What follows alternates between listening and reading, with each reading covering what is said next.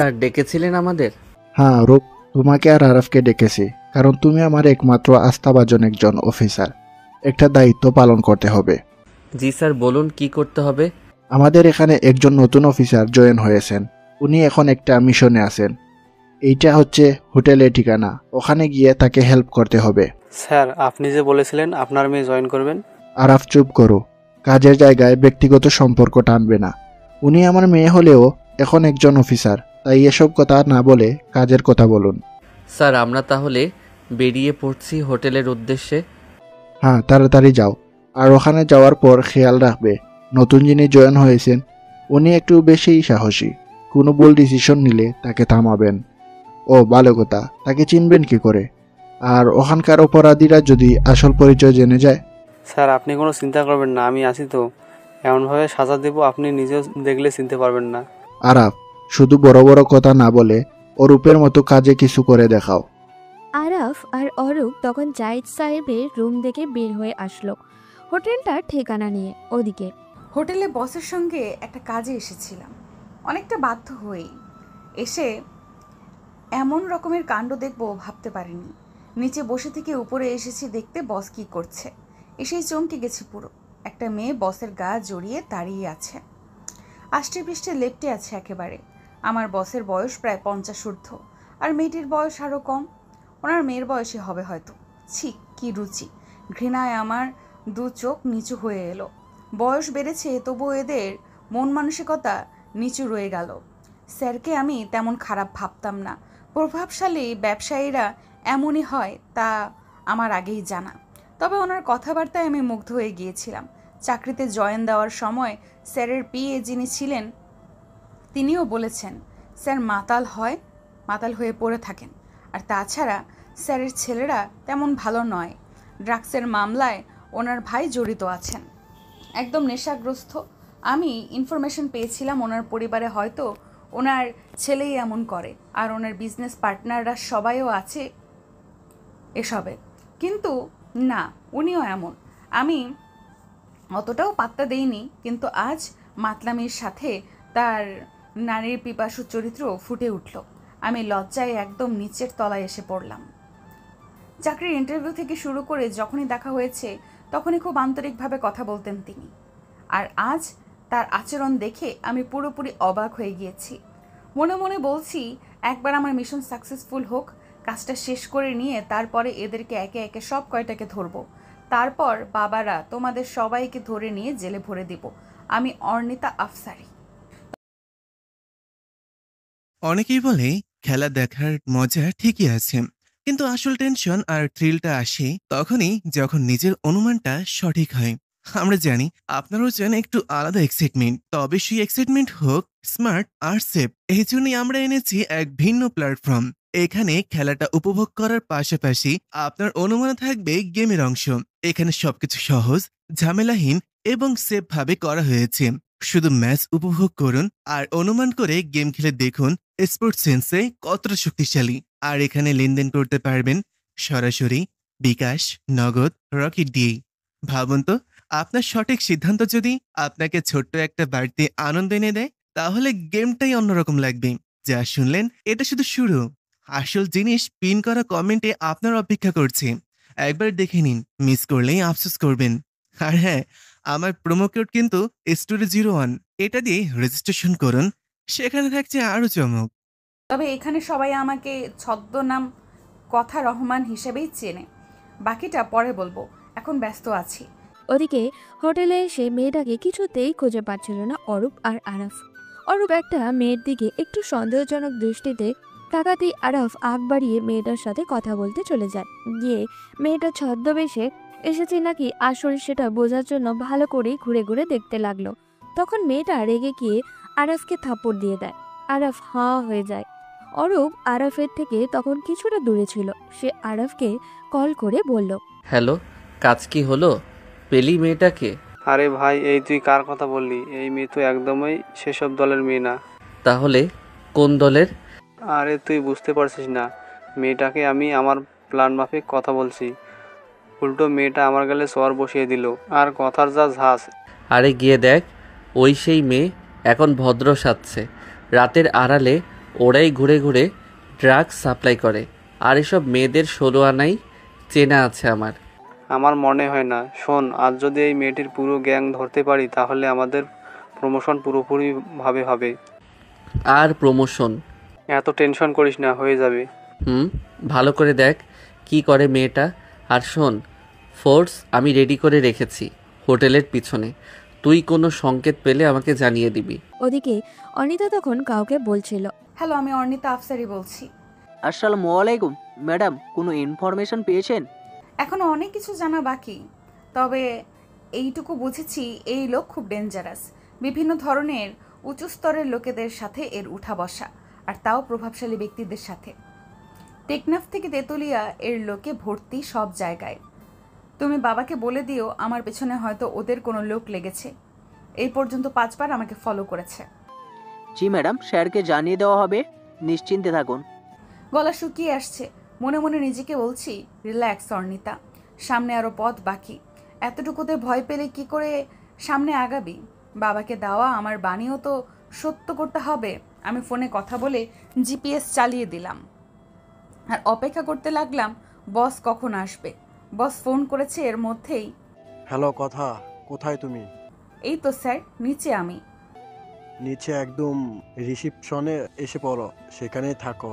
জি sir, আসছি বলে রওনা দিব। তারও সময় নেই। তাকিয়ে দেখি এখনও সেই লোকটা আছে। পুল সাইড পার হয়ে রেস্টুরেন্টের সামনে দিয়ে আসার সময় আমার নজর পড়ে সেখানকার কাচের দরজায়। স্পষ্ট দেখতে পারছি আমি তাকে, কিন্তু এখন কিছু করা যাবে না।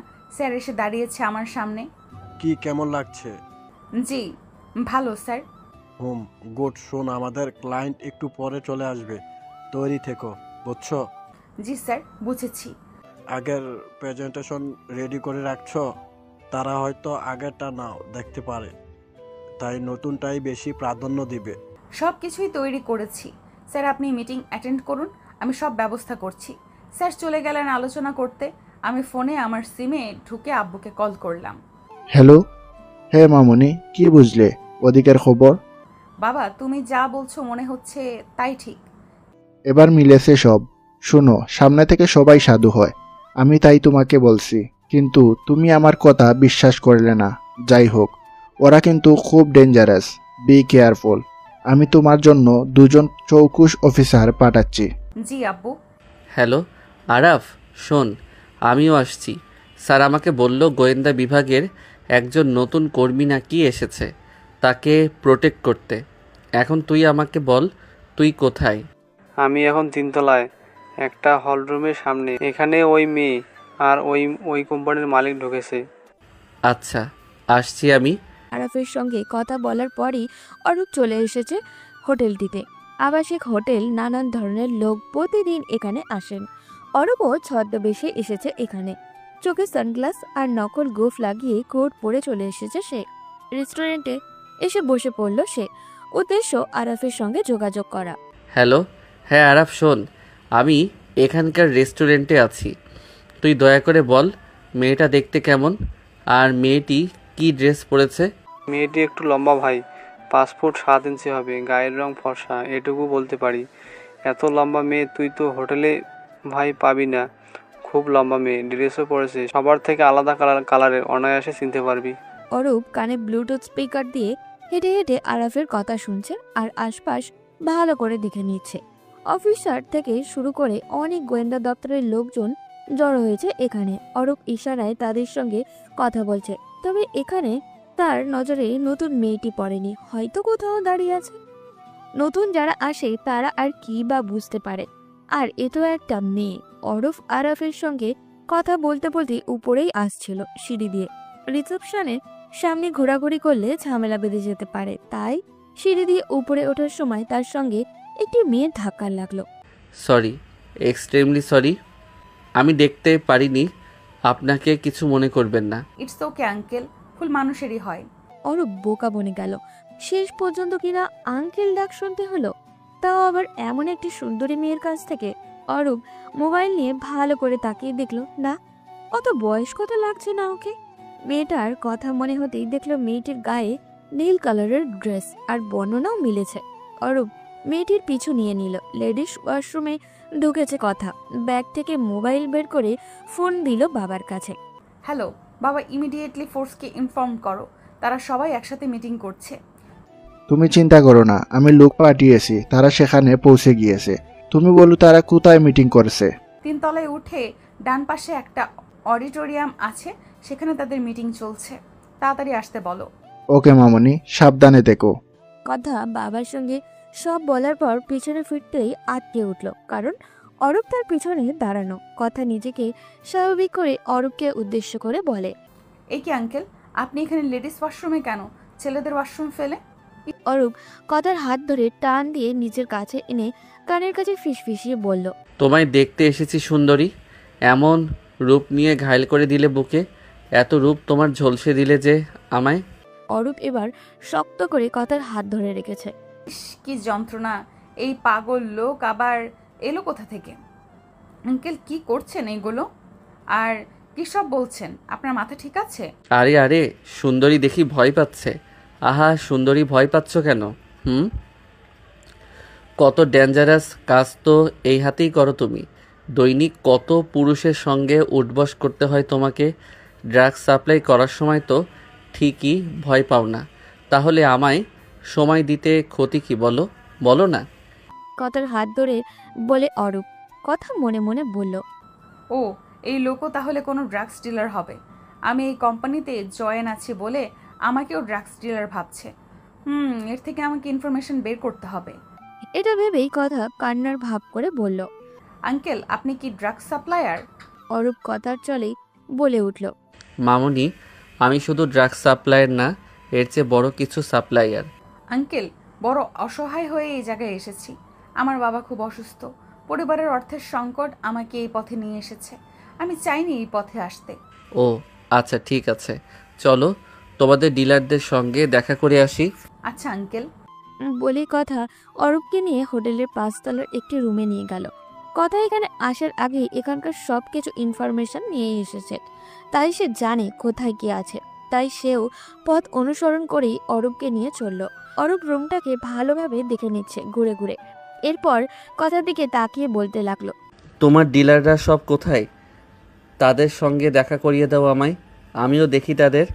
আসছে আঙ্কেল, এক্ষুনি চলে আসবে। মুখে এই কথা বললেও কথা মনে মনে বলছে, ডিলার না, তোমার জম আসছে। বলে কথা শীষ দিল।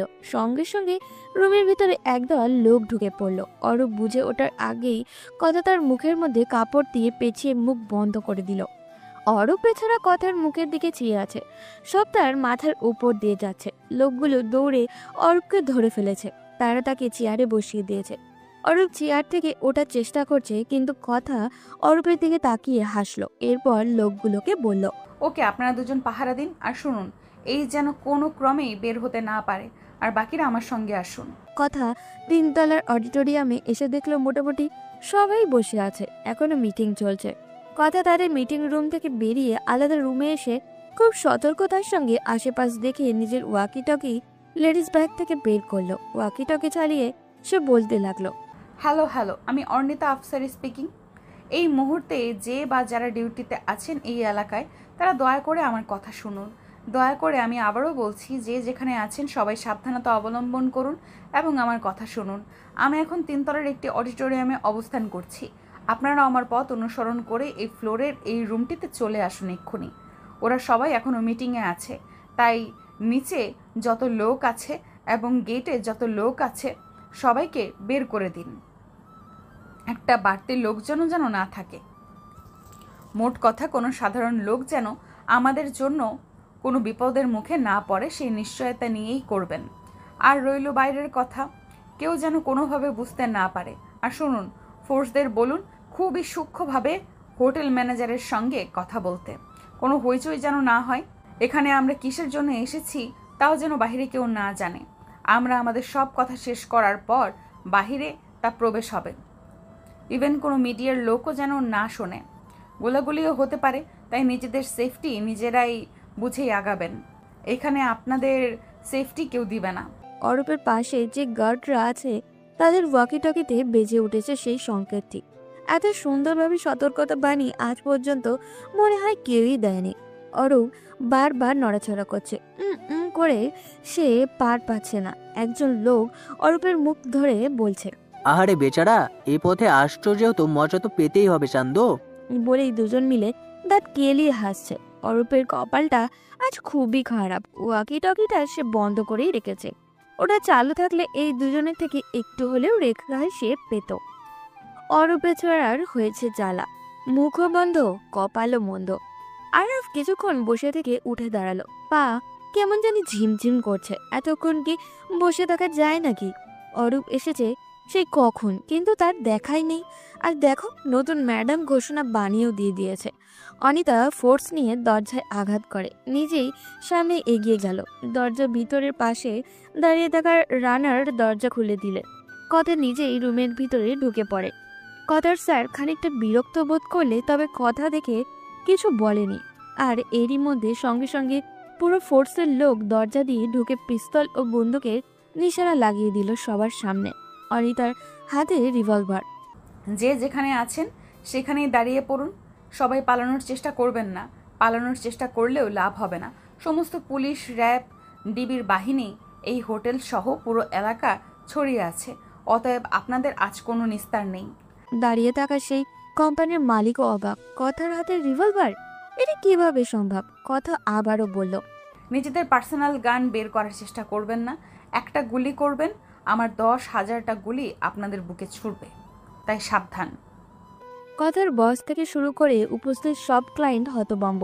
একটু আগেই কথা তাদের সঙ্গে কি সুন্দরভাবে কথা বলছিল, আর এখন কিনা তাদেরই বড় শত্রু। এমনটা তারা আশাও করেনি। অফিসার্স, এদের সবাইকে ধরুন। কথা ফোর্সের লোকেদের উদ্দেশ্য করে বলে, সবাইকে ধরে নিয়ে যাওয়া হচ্ছে বিশেষ এক কার্যালয়, গোয়েন্দা বিভাগের গোপনীয় এক কার্যালয়, যেখানে সব ধরনের বড় অপরাধীদের রাখা হয় এবং নিয়ে যাওয়া হয়। অনিতার বাবা চলে এসেছেন এই মাত্র। তিনিও একটি কাজে চট্টগ্রামের হালি শহরে গিয়েছিলেন। মেয়ের উপরে এত বড় দায়িত্ব তিনি দিতে চাননি, তবে মেয়ের জেদ আর আগ্রহ দেখে মেয়েকে তার সংস্থার কাজ করতে দিয়েছেন। মেয়ের প্রতি বিশ্বাস তার বরাবরই ছিল, এখনো আছে। তবে যে কোনো সময় দুর্ঘটনা পড়ার আগে সবকিছু নিয়েই ভাবতে হয়, যা পরিকল্পনা করতে হয়। আগুন নিয়ে খেলতে হলে আগুনের উত্তাপ সম্পর্কে ধারণা রাখতে হবে, তা তিনি ভালো করেই শিখিয়ে দিয়েছেন মেয়েকে। কথা কাজ শেষ করে যখন ফিরে আসছে, তখনই একজন গার্ড বলে, ম্যাডাম, 5তলা সেই লোকটিকে কি করব? ও আচ্ছা, নিয়ে আসুন তাকে। তার সাথে কিছু কথা বাকি আছে। আর আপনারা বলেছিলেন 2জন অফিসার নাকি আমার সঙ্গে থাকার কথা। কোথায় তারা? এ পর্যন্ত আমি তাদের দেখিনি। কি করছে তারা? তারা জানালো তারা পৌঁছে গিয়েছে। আমি আগে 5তলার লোকটাকে আনছি ম্যাডাম। বলেই তারা আরফ আর অরূপকে খুঁজতে গিয়েছে। অনিতা অরূপের জন্য অপেক্ষা করতে লাগলো। গার্ডরা অরূপকে ধরে নিয়ে আসলো। অরূপ অসহায়ের মতো ওই দুজন গার্ডের মুখের দিকে তাকিয়ে আছে। অনিতার সামনে অরূপকে নিয়ে এসে বলল, ম্যাডাম, একে কি করবেন? মুখ খুলে দিন এর। মুখ খুলে দেওয়ার পর অরূপ কিছুক্ষণ চুপ থেকে অনেক কষ্ট করে বলে উঠল, এক গ্লাস পানি দিতে পারবেন? গলা শুকিয়ে গেছে, খুব তৃষ্ণা পেয়েছে। গার্ডেরা পানি দেওয়ার সঙ্গে সঙ্গে ঢকঢক করে পানি গিলে ফেলল সে। তা বলুন, কতদিন পর্যন্ত এই পথে আছেন? অরূপ মুখটা ফ্যাকাশে করে চেয়ে আছে অনিতার মুখের দিকে। অনিতা ধমক দিয়ে বলে উঠল, কি হলো বলুন। ধমক শুনে অরূপ বেচারা নিজের পকেট থেকে আইডেন্টি কার্ড বের করে অনিতার সামনে তুলে ধরল। অনিতা একবার কার্ড তো একবার অরূপের দিকে তাকাচ্ছে। অরূপ লজ্জায় নিচে মুখ করে রেখেছে। যে কাজে এসেছে সেটা গুলমেলে করে ফেলেছে ও। আর অনিতা রাগে ফুসফুস করছে। তার রক্ষা করতে এসে তাকে কিনা সন্দেহ করলো। আসলে আপনি সেই লোকের খুব কাছের লোক ছিলেন, আর তাছাড়া আপনি অফিসিয়াল কাজ রেখে এই হোটেলে এসেছিলেন, যে হোটেলটির নামে অলরেডি অনেক কমপ্লেইন আছে, তাই আপনার ওপরে আমাদের সন্দেহ ছিল। আর তাছাড়া আপনি নিজেও তো সেই সন্দেহ আমাকেই করলেন। তাই বলে আচ্ছা বাদ দিন, এবারের মতো মাফ করে দিলাম।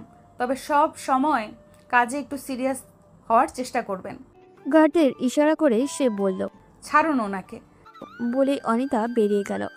বাইরে মিডিয়ার লোকের সমাগম হবেই না কেন? এত বড় ঘটনা, একটি হোটেলে এত কিছু ঘটে গেল। নারী কেলেঙ্কারি থেকে শুরু করে মদ এবং নেশা জাতীয় দ্রব্য সবই পাওয়া গিয়েছে এখানে। আবার জড়িয়ে আছে বড় বড় নাম। আজ সন্ধ্যায় বিখ্যাত 5 স্টার হোটেলে জে স্কয়ার ও আদিব ইন্ডাস্ট্রিজের মালিক সহ বেশ কিছু সুনামধন্য ব্যবসায়ী মহলের লোকদের ড্রাগস সহ অবৈধ দ্রব্যাদির সঙ্গে ধরা হয়েছে। এরা সবাই খুব অল্প সময়ের মধ্যে নিজেদের নাম কামিয়ে নিয়েছে, কিন্তু কিভাবে এত টাকার মালিক বনে গেলেন সেটাই বের হয়নি। টিভির সামনেই বসে আছে অর্ণিতা আফসারি কথার ছোট বোন। টিভিতে চলছে একটি নিউজ। আমরা আমাদের বিশেষ প্রতিনিধি আয়াজ রহমান হতে এই তথ্য পেলাম যে এই চক্রটি ভারত ও মায়ানমার বর্ডার থেকে এই ড্রাগস এবং মদ সাপ্লাই করে আসছে। আর এই চক্রটিকে ধরতেই আজ বাংলাদেশের একটি বিশেষ সংস্থা মাঠে নেমেছে এবং সফল হয়েছে। আমরা এও জেনেছি যে এই চক্রের মধ্যে জড়িত আছেন কিছু বিশিষ্ট ব্যক্তিবর্গ। কে? হুররে আম্মু, ভাইয়া দেখে যাও আপু কি করেছে। টিভিতে দেওয়া নিউজ শুনে লাফিয়ে উঠল অর্ণা। মেয়ের এমন লাফানো দেখে তার মা এগিয়ে এসে বলে, কি হয়েছে অর্ণা? আম্মু, আপুর প্রথম সাকসেস। তুমি বুঝতে পারছো? প্রথম মিশনে যে ফার্স্ট হয় সে সবসময় ফার্স্ট হয়। আমার আপি ফার্স্ট হয়েছে। ইয়ে! কই দেখি। তুমি যাও, তোমার ইঞ্জিনিয়ারিং নিয়ে বসো। কি যেন নার্স ছিলে না? ও কম্পিউটার, যাও কম্পিউটার ঠিক করো গিয়ে। তুই বেশি লাফালাফি করিস না, বুঝেছিস? বেশি লাফালাফি করলে তোকে নিয়ে মোবাইল মেকানিক না গাড়ির গ্যারেজে গাড়ির চাকায় যে পাম্প দেয় তার সাথে বিয়ে দিয়ে দেব। আম্মু বলে দুম করে দুটো কিল বসিয়ে দিল জাহিনের পিঠে। তাদের আয়েশা আফসারি এটা দেখে খানিকটা ধমক দিয়ে বললেন, এই তোরা থামবি? বড় বোন এত বড় একটা কাজে গিয়েছে, কি হতে কি হয়ে যেতে তার খবর নেই। ওনারা যুদ্ধ শুরু করে দিয়েছে। মায়ের বকা খেয়ে দুজনে মিলে আবার নিউজ দেখতে লাগলো। ওদিকে জাহিদ আফসারির সামনে এসে একজন অফিসার বললেন, আসসালামু আলাইকুম স্যার। আমরা অফিসার অর্ণিতা ম্যাডামের তথ্য মতে সবাইকে ধরেছি। এখানে ম্যাডাম সব তথ্য দিয়েছেন। আপনি এই ফাইল এবং এই চিপ আর ম্যাডাম সবগুলোতে সব পেয়ে যাবেন। ঠিক আছে অফিসার, অর্ণিতাকে আসতে বলুন। স্যার আমাকে ডেকেছেন? আপনার জন্য 2 জন অফিসার পাঠানো হয়েছিল। আপনি তাদের সঙ্গে না এসে একা একা এই ধরনের স্টেপ কেন নিলেন? আপনার যদি কিছু হতো আমরা কি করতাম বলুন? অর্ণিতা মাথা নিচু করে কিছুক্ষণ থেকে আবার উঁচু করে বলে উঠল, আজ যদি আমি আমার সেফটির কথা বিবেচনা করে বসে থাকতাম তাহলে স্যার আমার কাজটা সফল হতো না, তাহলে তা সফলতার পর্যায়ে না পড়তো। তাই আমি নিজেই এই কাজে পা দিয়েছি। আপনার এই কাজকে আমি সমর্থন করছি না, আপনি আসতে পারেন। বাবার কথায় অর্ণিতা মাথা নিচু করে চলে গিয়েছে। কিছুক্ষণ পর একটি বোর্ড মিটিংয়ে বসেছে সবাই। সেখানে উপস্থিত বাংলাদেশের গোয়েন্দা অধিদপ্তর বোর্ড প্রেসিডেন্ট এবং এর উচ্চপদস্থ অফিসাররা। তারা অর্ণিতার পদক্ষেপে খুব খুশি হয়েছে। অর্ণিতাকে সাহসিকতার জন্য পুরস্কৃত করা হয়েছে সেই মিটিংয়ে। জাহিদ আফসারিও মেয়ের সাহসিকতা ও সম্মানজনক এই পদক্ষেপে খুশি হয়েছেন। এই পর্যায়ে এই প্রথম কোনো নারী অফিসার আসতে পেরেছে, তাই হয়তো আর কিছুদিন পরেই তার জন্য জাতীয় পর্যায়ে সম্মাননাও রয়েছে। বোর্ড মিটিংয়ের পর অর্ণিতা ও জাহিদ আফসারি দুজনেই মিলে বেরিয়ে পড়ল নিজেদের গন্তব্যে। গাড়িতে উঠেও বাবা মেয়ে কোনো কথা বলেনি। বাসায় এসে অর্ণিতা কারোর সঙ্গে কথা না বলে নিজের রুমে ঢুকে পড়ল। রুমে ঢুকেই তার নজর পড়ল দেওয়ালে টাঙানো একটি ছবি। খুব সুন্দর ছবিটা, একটি ছোট্ট পরিবারের ছবি। অর্ণিতা ছবিটার দিকে তাকিয়ে একটু দীর্ঘশ্বাস ফেলল। ড্রেসিং টেবিলের আয়নার সামনে গিয়ে নিজের উইক বা পরচুলটি খুলে ফেলল। চোখ থেকে লেন্স আর চশমা খুলে ফেলল সে। আর মেকআপ তোলার পর সে ভাবতে লাগলো দীর্ঘ 3 মাস তাকে এই পরিশ্রম করতে হয়েছিল। একটা অভ্যাস থেকে শুরু করে তার পরিচয়, তার চলচলন, কথার ধরন সবকিছু পরিবর্তন করতে হয়েছিল। ইস, পুরো 1 মাস কথা হয়েছে সাজতে তার কি পরিমাণ কষ্ট হয়েছে তা একমাত্র সেই জানত। এই তো সবে শুরু, তারপর আরো কত পথ বাকি আছে। মনে মনে এত কিছুই ভাবতে ভাবতে সে ফ্রেশ হওয়ার জন্য ওয়াশরুমে চলে গেল। অর্ণিতা ডাইনিং টেবিলে বসেছে। অর্ণিতা বা জাহিদ আফসারি কারোর মুখেই কোনো কথা নেই। উপস্থিত অন্যরাও বুঝে গিয়েছে বাবা মেয়ের মধ্যে কিছু তো চলছে। সরাসরি গৃহযুদ্ধ নয়, মন মস্তিষ্কের যুদ্ধ। তাই কেউই তেমন শব্দ করছে না। অর্ণা দুবার লাফিয়ে উঠে সেও মুখে আঙুল পুড়ে বসে আছে। আর তার বাবাও বোনের স্নায়ুর যুদ্ধ দেখে বসে বসে। জাহিন বারবারই ইশারা করছে সে যেন কোনোভাবেই কোনো ঝামেলা না পাকায়। সবাই যে যার মতো খেয়ে দিয়ে উঠে গেল।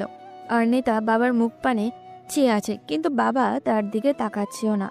খাওয়া দাওয়ার পর্ব শেষ করে অর্ণিতা নিজের রুমে চলে আসলো। জাহিদ আফসারি অর্ণিতার রুমে এসেছেন। অর্ণিতা সবে মাত্র কফির মগ নিয়ে বসেছে তার রিডিং টেবিলে, নোটবুকে তুলে নিচ্ছে সামনে তার কি কাজ বাকি। এখনো অনেক কাজ তার বাকি। বাবার জন্য আজও সে এই পথে। বাবার কথা শোনার দরকার তার, এটা ভাবছে আর নিজের যাবতীয় কথা লিখছে। জাহিদ আফসারি মেয়ের মাথায় হাত রাখলেন। অর্ণিতা বাবার দিকে তাকালো। জাহিদ আফসারি হেসেই বলে উঠলেন, ক্যাপ্টেন অর্ণিতা আফসারি ডাকবো নাকি কোতা রহমান ডাকবো তোমাকে? অর্ণিতা হেসে দিল তার বাবার কথায়, হেসে জড়িয়ে ধরে বলল, তোমার যা ইচ্ছা তাই ডাকো, তবু রেগে থেকো না বাবা। আমার মেয়ের সঙ্গে কি আমি রেগে থাকতে পারি? আমার মেয়ে যাই করুক ঠিক করে, তবে সব সময় নিজের উপর সব দায় আর বিপদ নিয়ে ফেলে, সেটাই তো আমার বিরক্ত লাগে। অর্ণিতা তার বাবাকে জড়িয়ে ধরে বলে, সরি বাবা, আর করব না। জানিস, আমার না খুব অবাক লাগে, এই সেই মেয়ে তু যে গুটি গুটি পায়ে আমার কাছে এসেছিল, ছোট দুটি হাত দিয়ে বারান্দার রেলিং ধরে রেখেছিল। আমি এসেছি বলে সেই কালো দিনটায় আমার কুলে এসে বসেছিল। কত লোক তোকে কুলে নিতে চাইছিল, আর তুই সবাইকে ছেড়ে আমার কুলে এসে ঝাঁপিয়ে পড়েছিলি। অর্ণিতা কেঁদে দিল, তার বাবাকে জড়িয়ে ধরে বলল, প্লিজ বাবা, ওই দিনের কথা বলো না, আমার ভালো লাগে না এসব শুনতে। রাত অনেক হয়েছে, ঘুমিয়ে পড়। এরপর মিশন নিয়ে ভাবো, পূর্বের স্মৃতি নিয়ে ভেঙে পড়ো না। তোমার জীবন এখনো শুরু হয়নি, আরো পথ বাকি আছে পাড়ি দেয়ার। একটা জিনিস মনে রেখো, পূর্বের স্মৃতি যে শুধু বেতাতুর তা নয়, পূর্বের স্মৃতি ঘুরে দাঁড়ানোর স্মৃতি। প্রত্যেকটা সময় তোমাকে মনে করিয়ে দিবে সামনে এগিয়ে যাবার কথা। তাই সব সময় পুরনো স্মৃতি নিয়ে কাঁদবে না। অর্ণিতা বাবার কথা মন দিয়ে শুনছে। সত্যিই তো, ও যদি ওই পুরনো বিষাদময় স্মৃতি নিয়ে ভেঙে পড়ে তাহলে সামনে এগোবে কি করে? অর্ণিতা কিছুক্ষণ গভীরভাবে বাবাকে বলে উঠল, বাবা, কাল কি করতে হবে? তেমন কিছুই না, এই কয়েকদিন তোমার তেমন কোনো কাজ নেই। আমি তোমার বদলির ব্যবস্থা করে দিয়েছি, তাই তুমি ঢাকায় এসে এই কাজে যোগদান করছো। এতদিন ছদ্মবেশে ছিলে, তাই অফিসে তোমায় যেতে হয়নি, তবে কাল থেকে অফিসে জয়েন দিবে। অর্ণিতা মাথা নাড়িয়ে সায় দিল। ওদিকে অরূপের বাবা অরূপকে বলছে, 2 বছর গেল তোমার ছেলে এই পেশায় যোগ দিয়েছে। আমার কি নাই আমার বলতে পারো? এত কিছু ফেলে তিনি যোগ দিবেন আর্মিতে, দেশের জন্য নিয়োজিত হবেন নিষেধ করেছি। আর্মিতে ঢুকতে চেয়েছে, আমি খুশি মনে ওকে ক্যাডেটে ভর্তি করিয়েছি। ইচ্ছে যখন ভর্তি হোক আর্মিতে, খারাপ কি? আমি না হয় নিজের ব্যবসা নিজে সামাল দিলাম, কিন্তু কি করলো উনি? গোয়েন্দাগিরি করবেন। এখন বুঝো ঠেলা, 19 থেকে 20 হলেই জ্বালা। ওর জুনিয়র মেয়ে ওকে ফেলে সিনিয়র হয়ে যায়। হয়নি এখনো। হতে কতক্ষণ? আমি কি জানতাম এমন হবে? থাপ্পড় দিয়ে সিধে করে দেব। তোমাকে আমি বলেছি ব্যবসা সামলাও, একা আছো, ভাই নেই, বোন নেই, নিজের মতো বাঁচো। তুমি কি না বারবার আমার কথার অমান্য করো? কি হতো ওই সবে না জড়ালে? কি শুরু করেছো? ছেলেরা এসে ঘরে বসতেও পারে না, তুমি ওর সাথে শুরু করে দাও, যাচ্ছে তাই। অরূপ, তুই তোর রুমে যা তো। অরূপ নিজের রুমে চলে গেল। লজ্জায় তার মাথা কাটা যাচ্ছে। নিজের জুনিয়র তার থেকে সিনিয়র হয়ে যাবে, এই তো আর কয়েক মাস পরেই প্রমোশন বোর্ড বসবে। এই লজ্জা কোথায় রাখবে ও? ভাবতেই তার মাথা চাড়া দিয়ে উঠল। ওদিকে অর্ণিতা আজ অফিসে যাচ্ছে। আজ 3 মাস 14 দিন পর সে এই অফিসে জয়েন দিতে আসলো। গাড়ি থেকে সে দেখতে পারছে অফিসের বহুতল বিল্ডিং লেখা অফিসের নাম। এসেই সে পুরো অফিস দেখতে লাগলো। অফিসের লোকজন তাকে বিভিন্ন বিষয়ে জানতে লাগলো। এখানে অনেকগুলো সেক্টর আছে অনেক তথ্য। অর্ণিতা মূলত ক্রাইম কন্ট্রোল অ্যান্ড টেরোরিজম ইউনিটে কাজ করে। অর্ণিতা অফিসে সব কাজ সম্পর্কে ধারণা নিল। অর্ণিতার প্রথম জয়েনিং ছিল খুলনায় 1 বছর থাকার পর সে ঢাকায় চলে আসে। ছোটবেলা থেকেই এই পেশাকে সে খুব ভালোবাসত, এখনও তার খুব ভালো লাগে। অফিসে আজ তাকে সম্মাননা দিয়েই শুরু হবে বলে জানিয়ে দেওয়া হয়েছে। সম্মাননা পাওয়ার পর পরিচিত পর্ব। সবার সঙ্গে পরিচয় পর্ব খুব ভালোভাবে হলেও অরূপের সাথে তার তেমন একটা জমল না, কারণ অরূপের মুখ দেখে সে যা বুঝলো অরূপ তাকে কল্পনাই করতে পারেনি এখানে।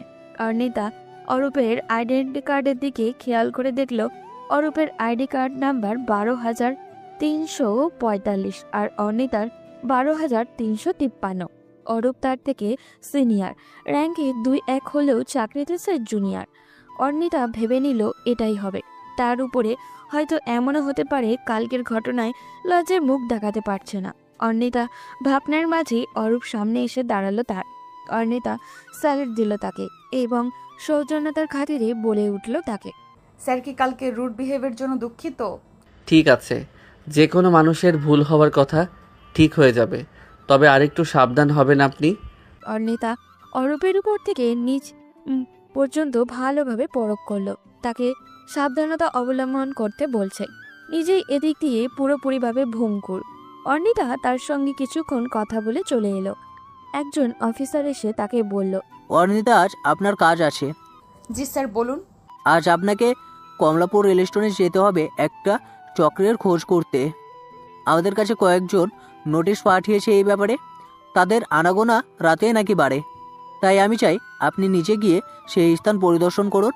আর শুনুন, আপনার সঙ্গে যাবে অরূপ, রহমান, জামিল, ফারহাদ। জি স্যার, আমি প্রস্তুত। ঠিক আছে, আপনারা সবাই তাহলে আজ যাবেন সেখানে। এরপর তারা সবাই বেরিয়ে পড়ে। অরূপ একটা ঝালমুড়িওয়ালা সেজেছে, গায়ে পুরনো ফতুয়া লুঙ্গি বেশ দেখে চেনার উপায় নেই। সঙ্গে ঝালমুড়িওয়ালার মতো ঝুড়ি ও ঝালমুড়ি বানানোর জন্য মুড়ি মশলা নিয়ে সে হাজির। বোঝার উপায় নেই একটু আগে ইউনিফর্ম পরা একজন সুদর্শন যুবক ছিল সে। আর অর্ণিতা আছে পাগলির বেশে, খানিকটা পা বাঁকিয়ে পেন্সিলে আঁকা জোড়া ভ্রু কুচকে জিভ বের করে হাসছে সে। তো কখনো জোরে জোরে বলছে, সব কটারে মাইরা ফেলমু, গায়রা ফেলমু কবরে। হাতে নিয়ে রেখেছে বিশাল লাঠি আর সঙ্গে তাবিজ কবজ। ছেঁড়া কাপড়ের অভাব নেই। জামিল বুড়ো বেশ এক জায়গায় বসে আছে, পান খাচ্ছে আর বসে বসে সব বাইকে দেখছে। ফারাও ট্রেনের অপেক্ষায় বসে আছে, ঘুরতে চোখ ঘুরছে। অপেক্ষা কখন যে সেই চক্র আসবে। অর্ণিতার দিকে অনেকক্ষণ তাকিয়ে থাকার পর একটা লোক অরূপকে জিজ্ঞাসা করলো, ভাই, এই মহিলা কি পাগল? পাগলই তো মনে হয়। আহারে কি সুন্দর, এমন সুন্দর মহিলা পাগল ভেসে ঘুরে। অর্ণিতা তখন হাতের লাঠি দিয়ে ঠাস করে দুটো বাড়ি দিল মাটিতে। সেই লোকসহ অরূপরাও সবাই ভয় পেয়ে গেল। ভাই জানতো, কাজের মধ্যে ডিস্টার্ব করেন না, চেতাইলে মাথায় বাড়ি দিব। লোকটি উঠে চলে গেল। ফারহাদ অন্যদিকে উঠে হেসে দিল ওদের কাণ্ড দেখে। আর ফারহাদের চাকরি হয়েছে 3 সপ্তাহ হবে, একদম নতুন, তাই ওদের মতো এত প্রফেশনাল না। অর্ণিতা কিছুক্ষণ বসেই রয়েছিল, তার নজর পড়ল অনেকক্ষণ ধরে কিছু লোক একটা মেয়ের দিকে তাকিয়ে আছে। মেয়েটি উঠে যাওয়ার পর লোকগুলো তার পিছু নিয়েছে। তারপর কি ভেবে সে উঠে পড়ল এবং বলতে লাগলো, পাইয়া গেছি তোরে, আমি পাইয়া গেছি তোরে, তোর লগে আইজ আমি যামু তোর ঘরে। অদ্ভুত কথাটি বলেই হাসতে হাসতে চলে গেল সে। অরূপ খেয়াল করলো অর্ণিতা সত্যি সত্যি চলে যাচ্ছে এবং কিছুক্ষণের মধ্যেই অর্ণিতা কোথায় যেন চলে গেল। অরূপ কিছু বুঝে ওঠার আগেই বাসা থেকে ফোন এসেছিল। অনেকক্ষণ কথা বলার পর সে একটু নির্জন জায়গায় এসে ফোন হাতে নিল অর্ণিতাকে ফোন দেওয়ার জন্য। একসঙ্গে আসার সময় ফোন নাম্বার নিয়েছিল সে। অর্ণিতার ফোনে কল করার আগেই ওয়াকিটকিতে বেজে উঠল অর্ণিতার কণ্ঠস্বর, স্টেশন থেকে একটু ভেতরে আসুন আপনারা। এই এরিয়ার জঙ্গল অনেক বেশি, ঘাস দিয়ে ভর্তি। আমি এখানে কিছু দেখেছি, প্লিজ আসুন তাড়াতাড়ি, না হলে সর্বনাশ হয়ে যাবে। অরূপ সঙ্গে সঙ্গে ফারহাদ আর জামিলকে ফোন করে জানিয়ে দিল। তারাও তার সাথে চলে এলো। অরূপ অর্ণিতার ফোনের জিপিএস ট্র্যাকার দিয়ে চলছে পিছু পিছু। কিছু দূর যেতেই অর্ণিতা কানে এলো একটি মেয়ের আর্তচিৎকার, সাইডা দেন আমারে ভাইজান, পায়ে পড়ি, সাইডা দেন, আমার পোলাপান ঘরে, আমার সর্বনাশ কইরেন না ভাই।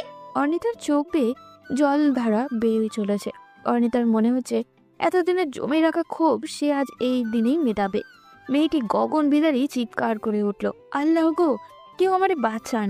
এরপর মেয়েটি একটা লোকের পা জড়িয়ে ধরে পড়ল, ভাই আমারে সাইডা দেন, আমার 2টা পোলা ঘরে, কাজ কইরে খাই ভাই, আমার সর্বনাশ কইরেন না, কারোর কাছে মুখ দেখাতেই পারুম না আমি।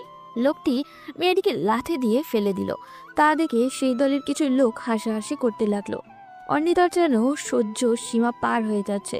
অর্ণিতা তার লুকোনো পিস্তলটা বের করে গুলি করবে, তার আগেই অরূপ তাকে ধরে ফেলেছে। অর্ণিতা তার দিকে তাকিয়ে বলে উঠল, ছাড়ুন, ওদের এইভাবে ছাড়া যাবে না। অরূপ অর্ণিতার হাত থেকে পিস্তল নিয়ে নিল। এরপর অর্ণিতার দিকে তাকিয়ে বলল, শান্ত হন অর্ণিতা, এমন করবেন না। পিস্তলটা দিন আমাকে। পিছনে ফিরে দেখুন, অর্ণিতা অরূপকে ধাক্কা দিয়ে পিছনে তাকালো, দেখলো পুলিশের লোকজন।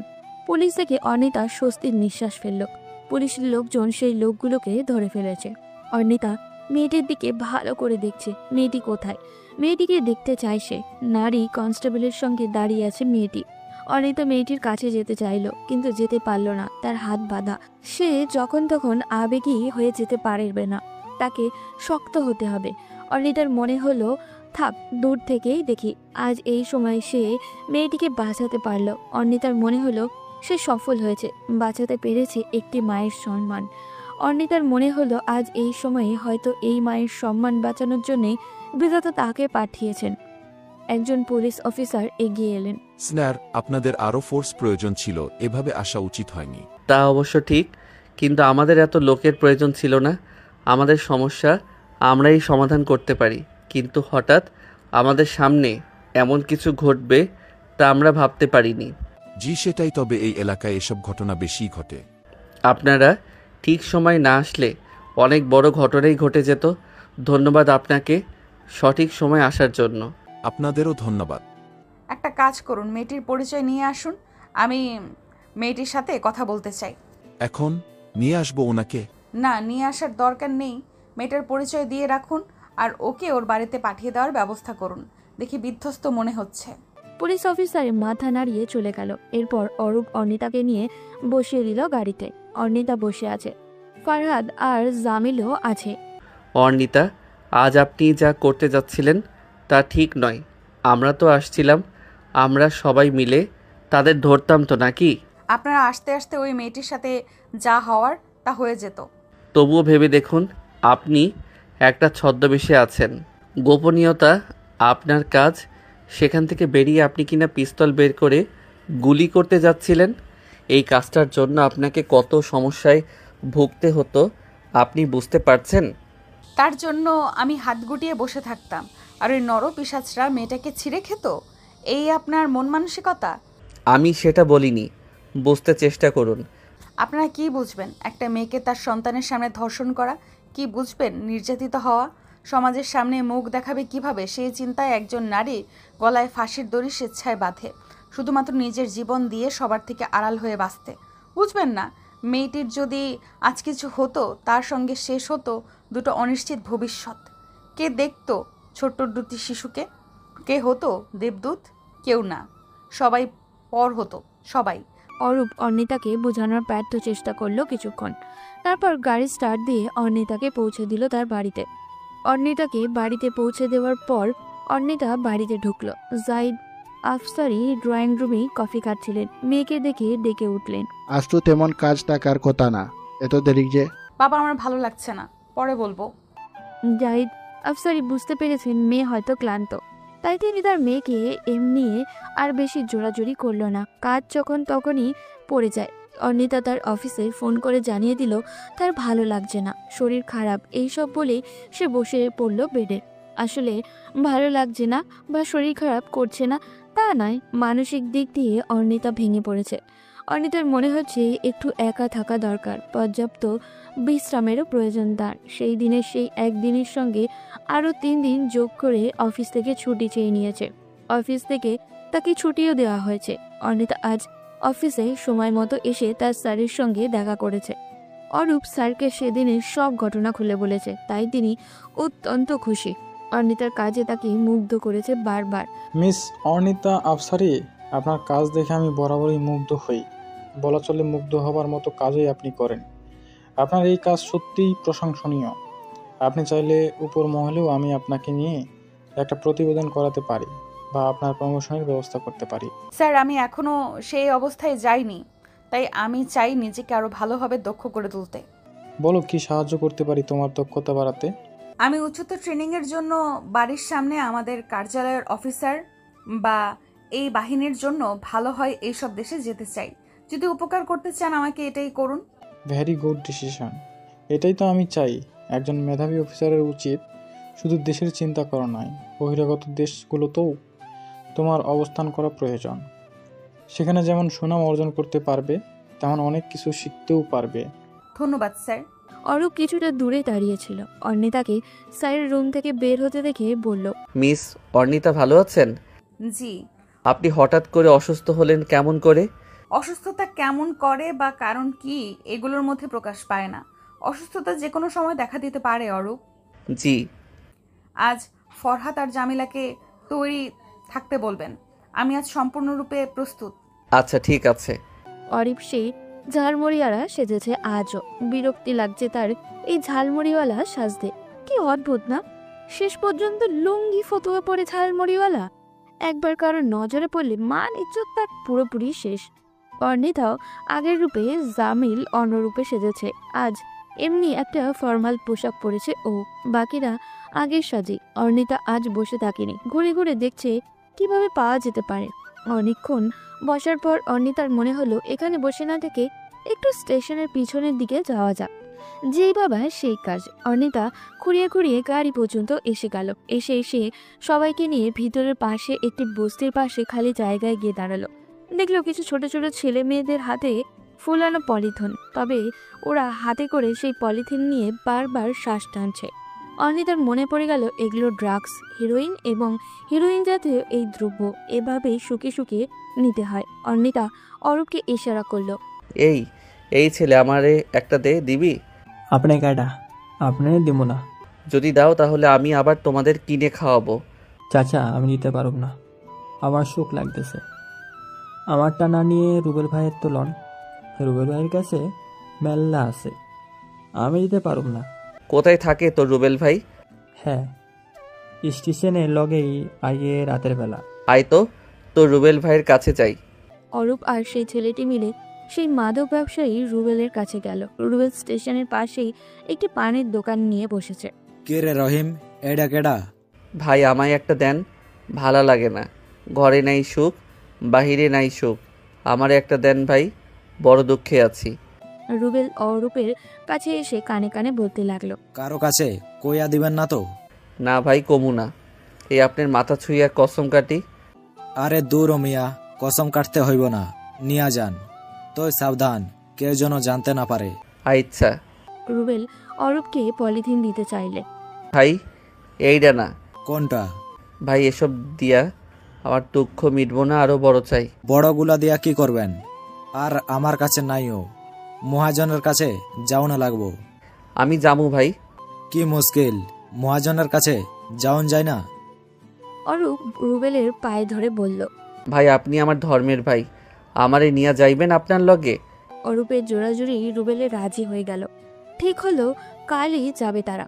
এরপর অরূপ যখন অর্ণিতার সামনে দাঁড়ালো তখন অর্ণিতা মুচকে হেসে বলল, খুব ভালো অভিনয় করতে পারেন আপনি। সে তো পারি, জানেন অভিনয়ের জন্য আমার মামা আমাকে নিতে চেয়েছিল। তাই নাকি? জি, আব্বুর জন্য যেতে পারিনি। আপনার মামা কি করতেন? চলচ্চিত্র পরিচালক ছিলেন। মামা এখন আমাকে বলে, ভাগ্নে এসব তোমার দ্বারা হবে না, আমার সঙ্গে এসো, নায়ক বানাবো তোমাকে, তুমি হবে নায়ক, আমি হব তোমার মাথার উপর ছায়া। দুলাভাইয়ের কথাই চলবে নাকি? সে এসব বোঝে নাকি? ও খুব ভালো বলেছেন। আচ্ছা আপনারা সবাই তাহলে আসুন, কাল সন্ধ্যায় আমাদের মিশন শুরু। আপনাকে পৌঁছে দেই?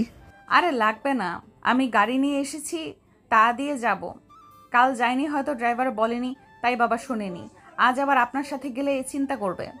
আচ্ছা। অর্ণিতা তার গাড়ি করে বাসায় চলে গেল।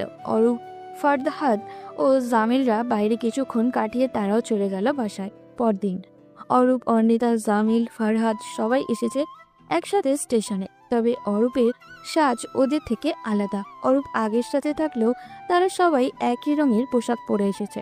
অর্ণিতা জিন্স আর টি শার্ট পরে মাথায় একটা ক্যাপ পরেছে। তাকে দেখে বোঝার উপায় নেই সে মেয়ে না ছেলে। কাজ সমান চুল আর লম্বাটে শরীরে তার পোশাকটি ফুটে উঠেছে যেন। অর্ণিতার সবাই গাড়িতে বসে আছে। অরূপ গিয়েছে রুবেলের সঙ্গে দেখা করতে। আসসালামু আলাইকুম ভাই সাহেব। ওয়ালাইকুম আসসালাম। আইছেন যখন হোনেন, এই নিয়া কারো কাছে কইতে পারবেন না, নাইলে জায়াগার উপরে চান্দে উঠাই দিব। আমি কিছু করব না ভাই। আচ্ছা চলেন যাই। রুবেল অরূপ মিলে স্টেশন থেকে বেরিয়ে বাসে আসলো। অরূপকে ফলো করে অর্ণিতাও তার সঙ্গীদের নিয়ে একত্রে আসছে। তখন রুবেল অরূপকে বলল, ভাই এখন আমাগরে গুলিস্তান যাওয়ান লাগবো। গুলিস্তান কি এর লাইগা? আরে মিয়া, হ্যাঁ তো আসল জিনিস। অরূপ ভাবলো ঝামেলা করে লাভ নেই, তাই বলে দিল চলেন। কিছুক্ষণের মধ্যেই রুবেল আর অরূপ মিলে গুলিস্তান চলে গেলে আসলো। এখানকার একটু সরু গলি দিয়ে তারা যাচ্ছে। অরূপের কাছে জায়গাটা কেমন জানি একদম নতুন জায়গা তার জন্য। ঢাকা শহরে থাকলেও এমন পরিবেশ কমই আসা হয়েছে তার। অর্ণিতা অরূপের পিছু নিয়ে অনেক দূর চলে এসেছে। অর্ণিতা ফোন করলো অরূপকে। অরূপ রুবেলের দিকে তাকিয়ে ফোন ধরলো। রুবেল তার দিকে ফিরে চেয়ে আছে। অরূপ ফোন ধরতেই অর্ণিতা আগেই বলে উঠল, হ বউ কও, কি কইবা? আপনি জায়গাটা ভালো করে চিনে রাখুন। বউ আমি তো গুলিস্তানের এই গলিতে আইছি। আচ্ছা শুনুন, ও যেন বুঝতে পারে। হ বউ বুঝছি, এত বুদ্ধি দেওয়ান লাগবো না। ভাবি ফোন করছে? হ, আমারে বুদ্ধি দেয় ঢাকা শহরে কেমনে চলতে হইব। অপর পাশ থেকে জামিল ফারাদ হাসছে। অর্ণিতা কঠিন মুখ করে বলে উঠল, বি সিরিয়াস, এটা কোনো হাস্যকর মুহূর্ত নয় যে হেসে যাবেন। Follow me. ফারাদ হাসি থামিয়ে চলতে লাগলো। নিরিবিলি জায়গা, কোনো মানুষ নেই। একটি কারখানার ভিতরে ঢুকলো তারা। এটি মূলত একটি পরিত্যক্ত ফ্যাক্টরি, গার্মেন্টস ফ্যাক্টরি হিসাবে কিছুই নেই এখানে। বাইরে সাইনবোর্ড অনুযায়ী ভিতরে তেমন কিছু একটা নেই। পুরনো কিছু সেলাই মেশিন আছে, তাও জায়গা তুলনায় অনেক কম। নেহাতে 3-4টে হবে।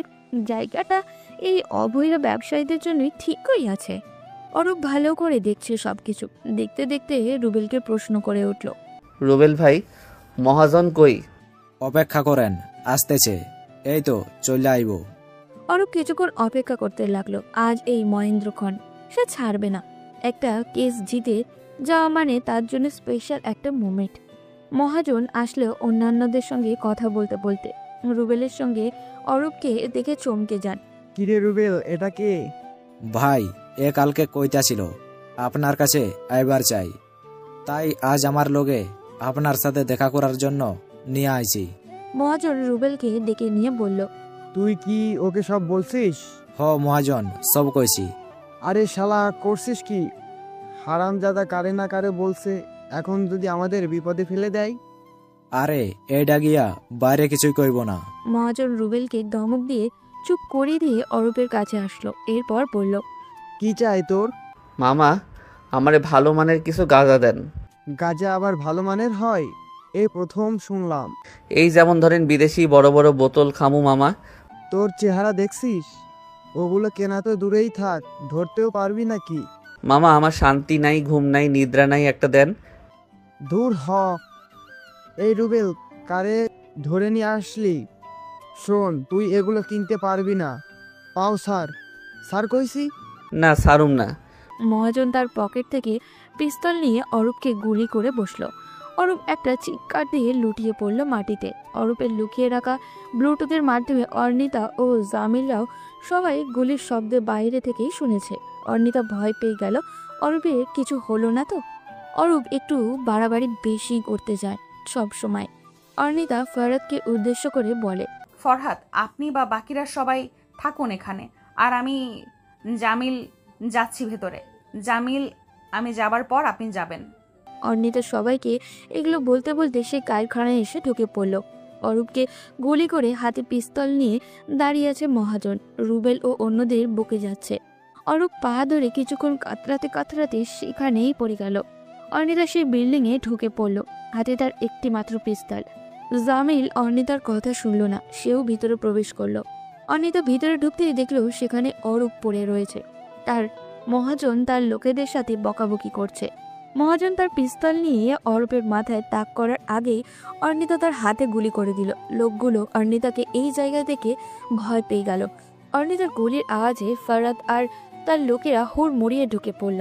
অর্ণিতা গুলি করে দৌড়ে এসে মহাজনের মাথায় তাক করবে সেই পিস্তল। এরপর ফরহাদকে উদ্দেশ্য করে বলল, ফরহাদ, অরূপকে নিয়ে আপনারা হাসপাতালে নিয়ে যান। আর শুনুন, এখানে কি হয়েছে তা বাইরে জানানোর প্রয়োজন নেই। আরেকটা কথা, অরূপের গুলি লেগেছে এটাও যেন কোথাও প্রকাশ না হয়। তখন ফরহাদ মহাজনকে দেখিয়ে অর্ণিতাকে বলল, কিন্তু ম্যাডাম, একে কি করব? একে নিয়ে যান কেরানীগঞ্জের জেল হসপিটালে। আর শুনুন, সেখানকার ওসিকে বলবেন একে যেন কড়া পাহারায় রাখা হয়। মোট কথা, ও সঙ্গী সাথীরা যেন টের না পায় ও আমাদের হাতে ধরা পড়েছে এবং আমাদের হাতে ওদের সব কিছু চলে এসেছে। ওদের সবাইকে আমাদের স্পেশাল ইনভেস্টিগেশন ব্রাঞ্চে নিয়ে যান, কোনোভাবেই এদের ছাড় দেওয়া যাবে না। মহাজনকে উঠিয়ে নিয়ে যাওয়া হয়েছে জেল হসপিটালে, আর তার সঙ্গেই সাথীদেরকেও নিয়ে অর্ণিতা তাদের অফিসে চলে গিয়েছে। সবাইকে স্পেশাল ব্রাঞ্চে পাঠিয়ে দিয়ে অর্ণিতা ডিরেক্টর স্যারের সঙ্গে দেখা করতে গিয়েছে। প্রত্যেকটা ব্রাঞ্চ বা প্রত্যেকটা সরকারি কর্মক্ষেত্রে একজন ডিরেক্টর বা মহাপরিচালক থাকে, আর এখানে একজন মহাপরিচালক আছেন। তিনি অর্ণিতাকে দেখে বললেন, অনিতা, তোমার কি মনে হয় ওর লোকেরা জানেনি? স্যার, আমি পুরোপুরি বলতে পারছি না, তবে আমার মনে হয় এই বিষয়টা গোপন রাখা প্রয়োজন। অনিতা, প্রত্যেকটা পদে শত্রুরা আঘাত করার আগেই বা মাঠে নামার আগে তাদের প্রতিপক্ষের ক্ষমতা সম্পর্কে ধারণা করেই নামে। এটা নিশ্চয়ই জানো।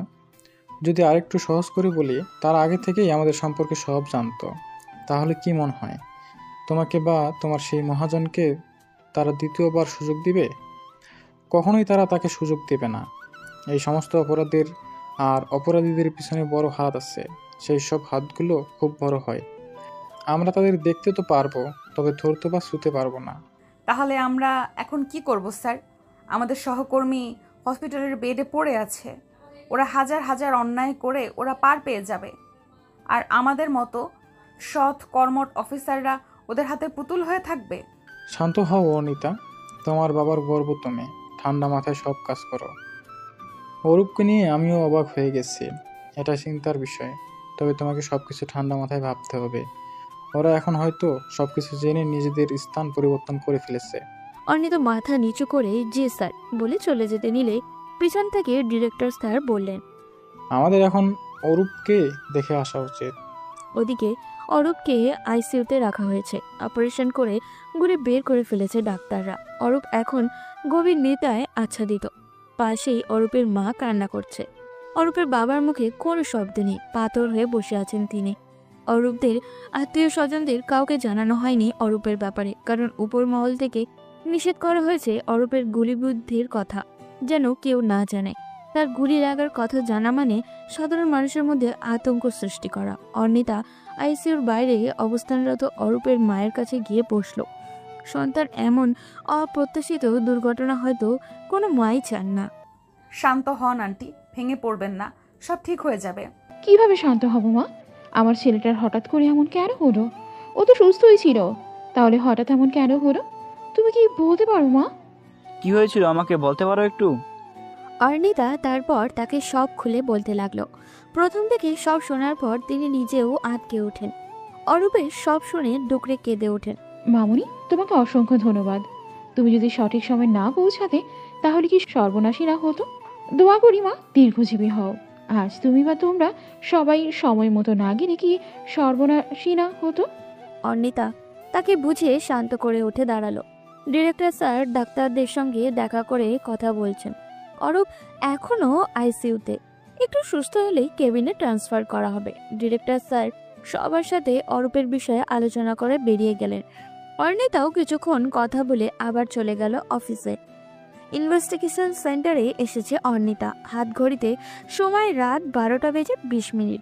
ঘড়ি দেখতে দেখতে অর্ণিতা তার পাশের লোকটিকে বলে উঠল, আর একটু পানি ছিটা দিন তো, কম হয়ে গেছে। আবারও এক বালতি পানি চোখে মুখে ঢেলে দেওয়া হলো লোকটির চোখে। লোকটিকে টেনে একটা চেয়ারে বসানো হলো। অর্ণিতা বেশ কিছুক্ষণ দম নিয়ে লোকটিকে বলল, সময় নষ্ট না করে বল, ওই মহাজন ছাড়া আর কে এই পথে আছে? লোকটি নিভু নিভু চোখে অর্ণিতার দিকে তাকিয়ে আছে। অর্ণিতা ধমক দিয়ে বলল, কি হলো বল। বুঝেছি, এইভাবে হবে না, ওকে নিয়ে চলুন আমাদের টর্চার সেলে। অর্ণিতার কথা মতো লোকটি এবার টর্চার সেলে নিয়ে যাওয়া হলো। অর্ণিতা চেয়ারে বসে আছে। লোকটি চুল টেনে ধরে রেখেছে একজন, আরেকজন তাকে মোটা লাঠি দিয়ে ইচ্ছে মতো পিটিয়ে যাচ্ছে। অর্ণিতার সহ্যের সীমা পেরিয়ে গেল। হাতে পিস্তল নিয়ে লোকটির কপালে ঠেকিয়ে বলল, সোজা উপরে ওঠার প্ল্যান করেছিস নাকি? চল তোর প্ল্যান সাকসেসফুল করি। এত এত টর্চারের পরেও নিজের বসের কথা প্রকাশ করছিস না, এতটা তো এখন একজন সাধারণ মানুষ তার দেশের প্রতিও দেখায় না। নিজে মার খাবি, তারপরও কিছু স্বীকার করবি না। পিস্তলের ট্রিগারে চাপ দেওয়ার আগেই লোকটি নেতিয়ে যাওয়ার শরীর নিয়ে অনেক কষ্টে অর্ণিতার পা জড়িয়ে ধরল। ম্যাডাম বলছি, ম্যাডাম মারবেন না। আমাদের কাছে সাপ্লাই আসে ভারত আর মায়ানমার থেকে। এটা আমরা জানি কার হয়ে কাজ করিস। উনি খুব ক্ষমতাধর ব্যক্তি, ওনার কথায় সব চলে ম্যাডাম। উনি সবাইকে ফাঁসাতে পারে, বাঁচাতে পারে। কে এই লোক? লোকটি খানিকটা ইতস্তত বোধ করতে বলল। অর্ণিতা আবারও জিজ্ঞাসা করলো কে সে। লোকটি কিছুক্ষণ ভেবে তারপর বলে উঠল। অর্ণিতা কিছুটা চমকে গিয়েছে। অনেকদিনের চেনা নাম, হাজার চেষ্টা করেও বের করতে পারছিল না আলম চৌধুরীর কোনো খোঁজ। লোকটির দিকে তাকিয়ে অর্ণিতা আস্তে করে বলল, আলম চৌধুরী তোদের বস? কোথায় তিনি? উনি দেশে থাকেন না, দুবাই থাকেন। তবে এতটুকু বলতে পারবো, উনি দেশের বাইরে থেকেও সব পরিচালনা করে। আমাকে আলমের বা তার সঙ্গে যোগাযোগ আছে এমন কেউ থাকলে তার ঠিকানা বলো। মহাজন সহ আরো অনেকে আছে। অর্ণিতার চোখ লাল হয়ে এসেছে। প্রতিশোধ, তীব্র প্রতিশোধ। প্রতিশোধের নেশায় সে মর্ত যেন। মস্তক দ্বিখণ্ডিত করলেও যেন শরীর তাপ কমবে না। সে মাথায় হাত দিয়ে লোকটিকে আবারও প্রশ্ন করলো, আলম চৌধুরী দেশে কখনো এসেছে? জানি না ম্যাডাম। ঠিক আছে, থাক এখানে। বলেই অর্ণিতা পেরিয়ে চলে গেল। হাই স্পিডে গাড়ি চালাচ্ছে ও।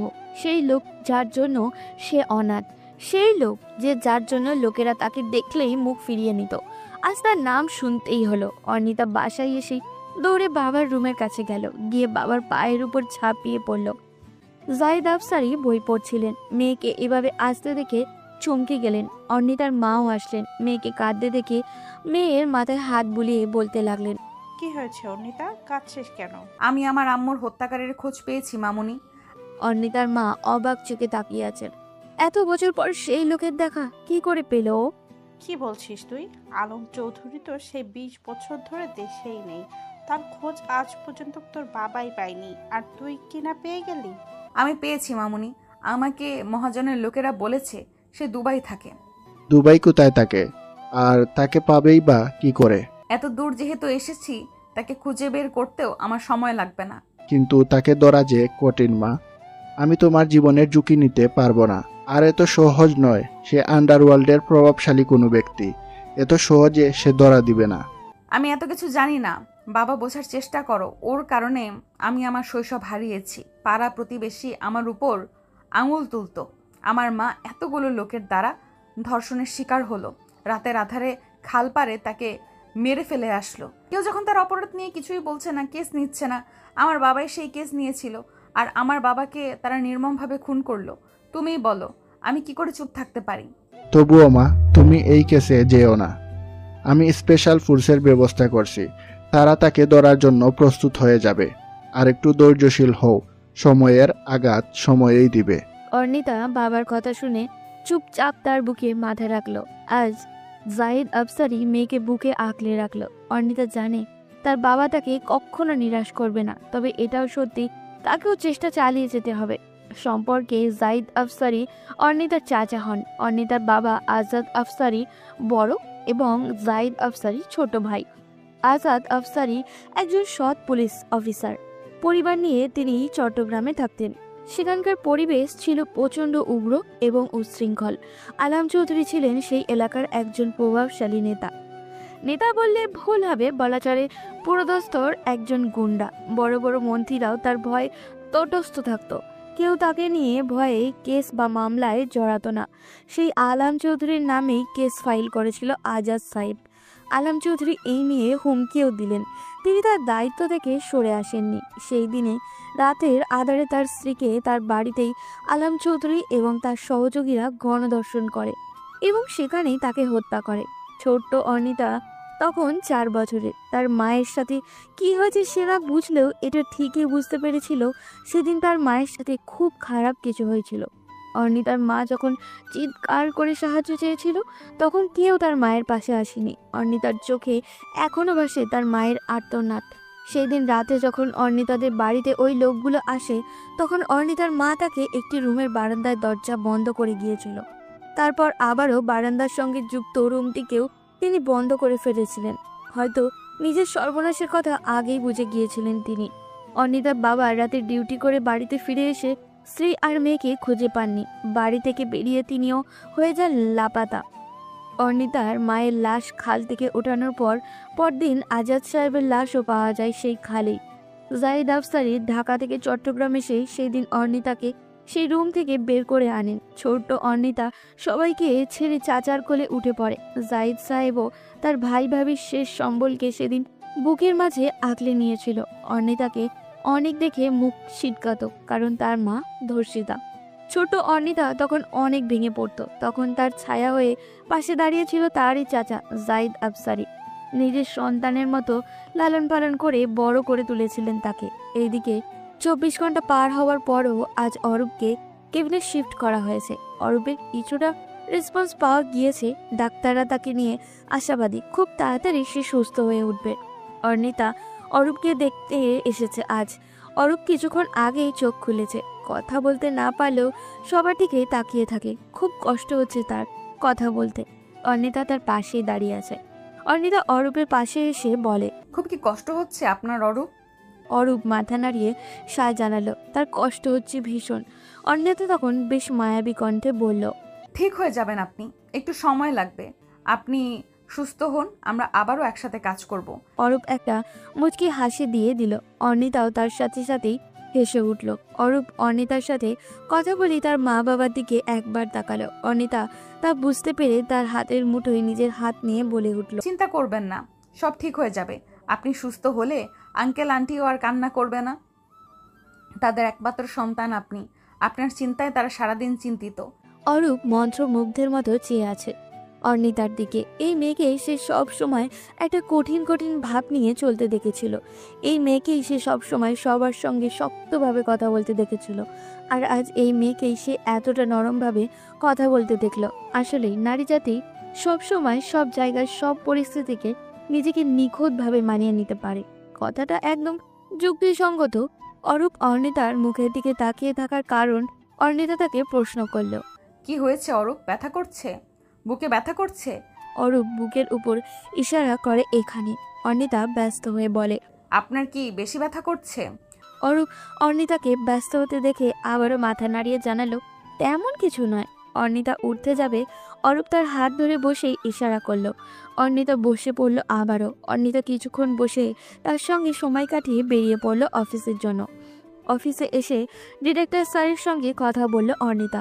অরূপ কিছুটা সুস্থ হওয়ার পর মহাজনের উপরে কঠোর নজরদারি রেখে তাকে সেই এলাকায় আবারও পাঠিয়ে দেওয়া হবে। ডিলারদের মাধ্যমে যে করেই হোক অর্নিতা আলম চৌধুরীর খোঁজ বের করেই ছাড়বে। ইন্টারন্যাশনাল মাফিয়াদের উপর আমাদের অফিসারদের নজর আছে। মনে পড়েছে আমাদের একজন স্পেশাল ডিপার্টমেন্টের অফিসার আছেন, যিনি আন্ডারওয়ার্ল্ডের এসব কাজে খুব দক্ষ। আমি যতটুকু জানি সে সেখানকার সেই লোকদের সঙ্গে খুব সহজে মিশে গিয়েছে। তাকে এখনও কেউ চিনতে পারেনি, কারণ সেও তোমার মতো চাকরিতে জয়েন দেওয়ার পর নিজের পরিচয় লুকিয়ে দুবাই চলে গিয়েছে। এক্ষেত্রে সে খুব চৌকস, এটা আমি বলতে পারি। তুমি চাইলে আমি তোমাকে সব তথ্য বের করে দিতে পারি। আপনি আমাকে তার সাথে যোগাযোগ করতে সাহায্য করুন স্যার। আমি চাই আমার বাবা মায়ের খুনিকে নিজের হাতে ধরতে এবং তার উপর দেশের সর্বোচ্চ শাস্তি প্রয়োগ করতে। অবশ্যই তোমার ইচ্ছে পূরণ হবে, আমি সেই আশাই করি তোমার থেকে। অর্নিতা স্যারের সঙ্গে কথা বলে বেরিয়ে গেল বাইরে। দীর্ঘ 1 মাস পর অরূপ কিছুটা সুস্থ হয়েছে, হাঁটতে কিছুটা পারে। গুলির ক্ষতটাও বেশ শুকিয়ে গিয়েছে তার। অর্নিতা কাজের ফাঁকে ফাঁকে তাকে দেখতে চলে আসে। অরূপের মা বাবার সাথে বেশ ভালোই সম্পর্ক গড়ে উঠেছে তার। এরই মাঝে অর্নিতা দুবাইয়ে যাওয়ার ব্যবস্থা করে ফেলেছে। অনেকটা কাউকে না জানিয়ে সে একাই এসব করে ফেলেছে। অর্নিতার কাছে তার বাবা মার খুনিকে নিজের হাতে শাস্তি দেওয়াই যেন বড় চ্যালেঞ্জ এখন। এমনিতেই এতটা বছর সে এই দিনের অপেক্ষায় ছিল, এখন আর দেরি করা যাবে না। তবে অর্নিতা তার বাড়িতে এবং অন্যান্যদের কাছে বলেছে সে একটা কাজে থাইল্যান্ড যাচ্ছে। অর্নিতার বাবাকেও সে এই কথাই বলেছে। তার ধারণা বাবা এই কথা শুনলে তাকে কখনোই যেতে দিবে না। এয়ারপোর্টে দাঁড়িয়ে আছে অর্নিতা, সঙ্গে তার বাবা জাহিদ আফসারি ও তার মামুনি। এই প্রথম সে বাংলাদেশের বাইরে যাচ্ছে। থাইল্যান্ডের ফ্লাইট নাম্বার অ্যানাউন্স হয়েছে। অর্নিতার মামুনি অর্নিতার হাত ধরে রেখেছে, আর পাশেই অর্নিতার বাবা তাকে উপদেশ দিচ্ছে কিভাবে কি করতে হবে। অর্নিতার জীবনের সবচেয়ে বড় শিক্ষক বা আদর্শবান ব্যক্তি হচ্ছে তার বাবা। বাবার পর আর কেউই তার জায়গায় আসতে পারবে না অন্তত। অর্নিতার সময় হয়েছে, একটু পরেই হয়তো অ্যানাউন্স হবে। মামুনিকে জড়িয়ে ধরেছে সে। আজ থেকে তার যুদ্ধের শুরু। এই যুদ্ধের শেষ কবে হবে তার ঠিক নেই। মামুনিকে জড়িয়ে ধরেই তার চোখ থেকে পানি গড়িয়ে পড়ছে। সবার আড়ালেই চোখের পানি লুকিয়ে ফেললো সে। মুখে হাসি ফুটিয়ে মামুনির হাতে পায়ে হাত দিয়ে সালাম করলো। বাবার পায়ে ধরে সালাম করে নিল। তিনিও অর্ণিতাকে জড়িয়ে ধরলেন। মেয়েকে এত দূরের পথ অতিক্রম করতে হবে। জাহিদ আফসারি ব্যাগ রেডি করতে করতে বললেন, সাবধানে থেকো, আর কোনো সমস্যা হলে আমাকে জানিয়ে দিও। জি ঠিক আছে। তোমার জন্য সব সময় আমার দোয়া রয়েছে। যাও, সময় হয়ে গেছে, তোমাকে আর ধরে রাখতে চাই না। ঠিক আছে বাবা, মামুনি, তোমরা নিজেদের খেয়াল রেখো। যাই। অর্ণিতা সবাইকে বিদায় জানিয়ে চলে গেল তার গন্তব্যে। থাইল্যান্ড থেকে দুদিন পরই সে দুবাই শহরে পৌঁছাবে। দীর্ঘ সময় পর থাইল্যান্ড ল্যান্ড করলো বিমানটি। অর্ণিতা সেখানকার একটি রেস্টুরেন্টে অপেক্ষা করতে লাগলো এক বিশেষ ব্যক্তির জন্য, যার জন্য অর্ণিতা এখানে আসা। আর সবাইকে থাইল্যান্ডের কথা বলাও এই কারণে। অর্ণিতার গায়ে স্লিভলেস একটি গ্রাউন্ড, হাইলাইট করা মেকআপের কারণে আসল চেহারাটা তেমন ফুটে ওঠেনি।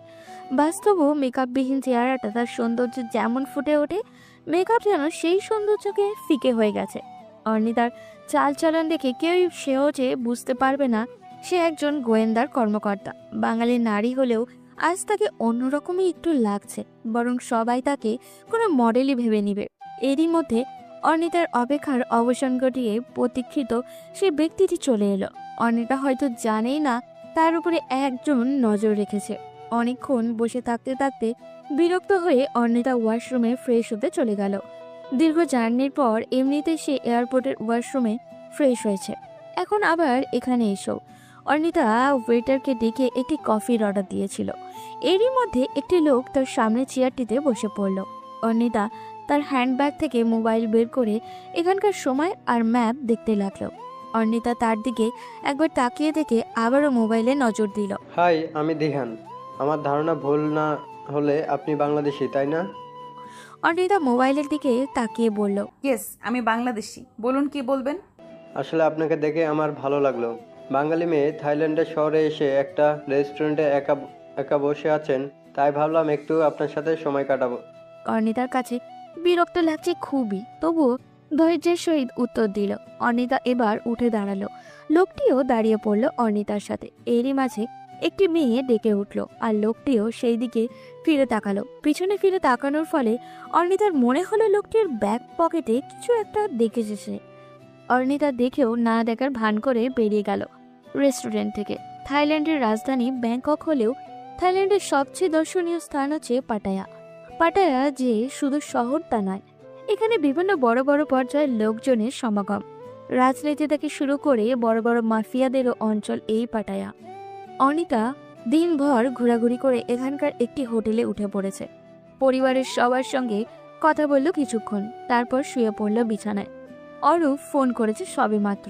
অনিতা ফোন ধরতেই অরূপ বলল, মিস অর্ণিতা আমাকে বিদায় না জানিয়ে চলে গেলেন, কাজটা কিন্তু একদম ঠিক নয়।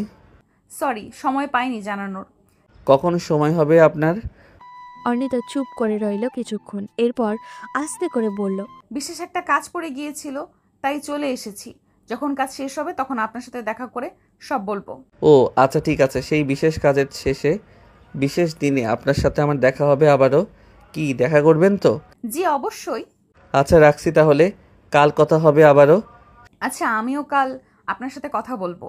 হঠাৎই অর্ণিতার লোকটির ব্যাক পকেটে থাকা জিনিসটার কথা মনে হলো। লোকটি তার নাম দিহান বললেও তার আসল নাম সাব্বির। রেস্টুরেন্টে আবারও আসলো অর্ণিতা। দিহান রূপী সাব্বিরের এই মাত্র এসেছে এখানে। অর্ণিতা যেন এই সময়েরই অপেক্ষায় ছিল। সাব্বির আজও আবারও একটা মেয়ের সাথে, তবে আরও কয়েকজন তার সঙ্গে আছে। সাব্বির বসা থেকে উঠে সিঁড়ির কাছে একটা জায়গায় গিয়ে দাঁড়িয়েছে। অর্ণিতাও পিছু পিছু নিয়েছে, তার পিছন দিক থেকে গিয়েছে। সিগারেটের গন্ধ পাচ্ছে সে।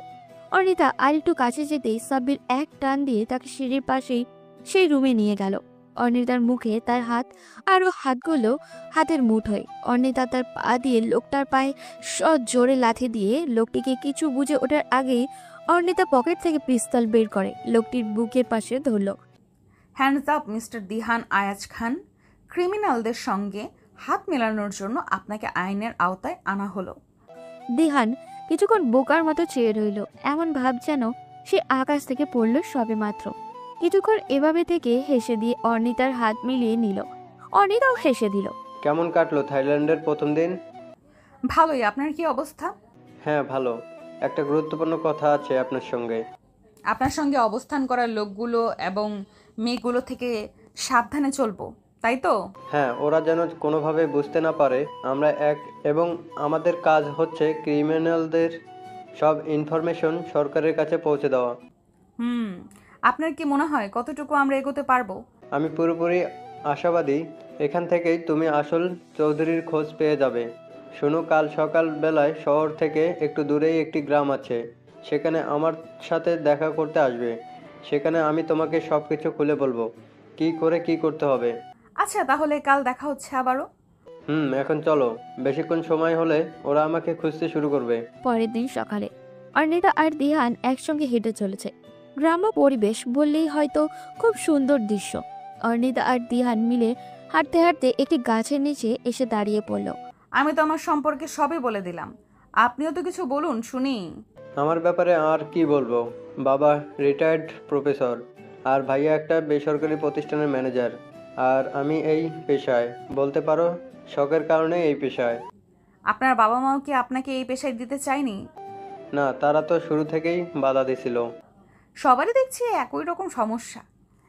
আচ্ছা শোনো, আমি তোমাকে এখন আমাদের কাজ নিয়ে বলবো। এখানকার একটি হোটেলে আলম চৌধুরীর লোকজন অনেক মেয়েকে আটকে রেখে দেহ ব্যবসা করাচ্ছে, আর কিছু নতুন মেয়েকেও ধরে এনেছে যারা প্রায় কিশোরীর বয়সের। শুধু ও নয়, এখনও আরও বড় বড় আন্ডারওয়ার্ল্ডের আসামি আছে যাদের ধরা প্রায় কঠিন। ওদের অনেক লোকজন আছে এবং এরা চক্রবদ্ধভাবে এই কাজ সংযুক্ত রয়েছে। আমার সঙ্গে সেদিন যাদের যাদের দেখেছো তারাও সেই পেশায়। এখন আমাকে কি করতে হবে? বেশি কিছু না, তুমি শুধু ওদের জানিয়ে দেবে তুমি আমার মাধ্যমে এই পেশায় এসেছো। আর কিছুই করতে হবে না তোমাকে। তোমাকে শুধু একটাই কাজ করতে হবে, ওদের উপর তোমার বিশ্বাস অর্জন করাতে হবে। এক কথায় ওদের চালচলন, কথাবার্তা, ওদের সব কিছু অনুসরণ করতে হবে। কারণ এরা সাধারণ কোনো ক্রিমিনাল না, এরা সব কিছু নিখুঁতভাবে করতে পছন্দ করে। ওরা প্রথম অবস্থায় নজর রাখতে পারে, তাই তোমাকে সব অবস্থায় মানিয়ে নিতে হবে। আর আমি তো আছি তোমার পার্টনার হিসেবে। অর্নিতা হেসে দিয়ে বলল, পার্টনার চলুন। রাতের শহরে সৌন্দর্য যেন ফুটে উঠেছে পাটায়া শহরে। আলোর ঝলকানিতে যেন চোখ ঝলসে যাচ্ছে। শহরের উন্মাদনা যেন বেড়ে উঠেছে এই শহরের মানুষদের উপরে। দলে দলে সবাই বেরিয়ে পড়ছে। রাতের পাটায়াতে ক্লাবগুলো বেশ জমে ওঠে। ক্লাবের ভিতরে ঢুকতেই নজর পড়ল কিছু ছেলে মেয়ে বাইরে যে যার মতো বসে সিগারেট খাচ্ছে আর বসে বসে গল্প করছে। অর্নিতা ওদের দিকে একটু নজর দিয়ে ভিতরে প্রবেশ করলো। ক্লাবে নাচ গানের আসর জমেছে। ছেলে বুড়ো থেকে সবার সামনে তালে মদ্যপান করে নেশায় বুঁদ হয়ে নেচে যাচ্ছে। অর্নিতাও কিছুটা তাদেরই মতনই সেজেছে। কিছুটা সামনে যেতেই দেখলো দিহান বসে আছে, সঙ্গে আছে সেদিনের মেয়েগুলো ও আরো কিছু লোক। অর্নিতা তাদের সামনে যেতেই দিহান তাকে ডেকে উঠল। এসে গেছো তুমি, মিস হেঞ্জেল। ও হচ্ছে নাইলা, যার কথা তোমাকে কালকে বলেছিলাম। ও কি তাহলে সে? হ্যাঁ, ও কাল এসেছে। ও মাই আল্লাহ, ও সত্যি খুব সুন্দর। মিস, আপনি দয়া করে বসুন। জি ধন্যবাদ। কিন্তু দিহান, তুমি কি নিশ্চিত সে আমাদের মতো সব করতে পারবে? অবশ্যই আমি অন্যদের মতো সব কিছু করতে পারি, আমি কেন পারবো না? তখন সেই মেয়েটার পাশে থাকা রোজা নামের একটা মেয়ে বলল, শুনুন মিস, কি জানো না? ও নাইলা, শুনুন, এটা এত সহজ কাজ নয়। আমরা আমাদের দেশ ছেড়েছি, এটা অনেক কঠিন। সর্বত্র পুলিশের লোক ছড়িয়ে আছে, আপনার যে কোনো সময় জেলও হতে পারে। এত কিছু শোনার পরও কি আপনি এই কাজ করতে রাজি? জি, এখানে আমি এটা করতে রাজি। কিন্তু তখন সেখানে থেকে বসে থাকে ইয়ান নামের এক থাই লিডার রোজার দিকে চেয়ে ধমক দিয়ে বলল, রোজা চুপ করুন, কথা বলতে দিন তাকে। রোজা চুপ হয়ে গেল। ইয়ান অর্নিতাকে উদ্দেশ্য করে বলল, মিস নাইলা, আমরা চাই আপনি আমাদের হয়ে কাজ করুন। এইটা শুনে রোজা দাঁত কির মিরিয়ে ইয়ানের দিকে একবার তাকালো, তো আরেকবার অর্নিতার দিকে। অর্নিতার মুখে রহস্যময় হাসি। দিহান ইয়ানের সঙ্গে অর্নিতাকে দিয়ে কি করা যায় বলতে লাগলো। অর্নিতার যেহেতু এটা প্রথম কাজ, তাই তাকে বেশি কিছু করতে দেওয়া হবে না, তবে তাদের সঙ্গে মিলে একই সাথে সব কাজ করতে হবে। অর্নিতা তাদের কথায় সায় দিল। অর্নিতাকে নিয়ে তারা সবাই মিলে দুবাই শহরে যাবে, সঙ্গে নিয়ে যাবে পাচার করা সেই তরুণীগুলোকে। যাদের তারা বলেছিল মিডিয়ায় কাজ ধরিয়ে দিবে। অসহায় মেয়েগুলো নিম্নবিত্ত পরিবার থেকে আগত। যারা এসেছে তাদের মধ্যে বেশিরভাগ মিডিয়ায় বা নাচের কাজে যোগ দেওয়ার আশায় এসেছে। অনেকেই জীবিকার তাগিদেতে এসেছে যদি কিছু করা যায়, কিন্তু তারা হয়তো জানেই না তাদেরকে নিয়ে এমন জঘন্য খেলায় মেতে উঠেছে এক শ্রেণীর মানুষ নামের অমানুষগুলো। অর্ণিতাকে নিয়ে আসা হলো একটি বিল্ডিংয়ে, সঙ্গে দিহানও এসেছে। বিল্ডিংটাতে ঢোকার পরে সবগুলো মেয়ে জড়ো হয়ে হুমড়ি খেয়ে পড়ল দিহানকে দেখে। কেউ বলছে কবে দুবাই যাবে, কেউ জেরা করছে কেন এত দেরি হচ্ছে। মেয়েগুলোর মুখও কেমন চুপসে গেছে। দীর্ঘ 15 দিন এখানে রয়েছে, তাদের আটকে রেখে পশ্চিমা সাজে গড়ে তোলা হয়েছে। বাঙালিয়ানার কোনো কিছুই নেই, কাউকে ইচ্ছের বিরুদ্ধে নাচাচ্ছে। দিহান সবাইকে উদ্দেশ্য করে, এই শোনো তোমরা, এই তোমাদের নতুন ম্যাম, এর নাম নাইলা। ওর কথা মতো ভালোভাবে চলবে, ওর অবাধ্য হবে না, নাহলে শাস্তি পেতে হবে।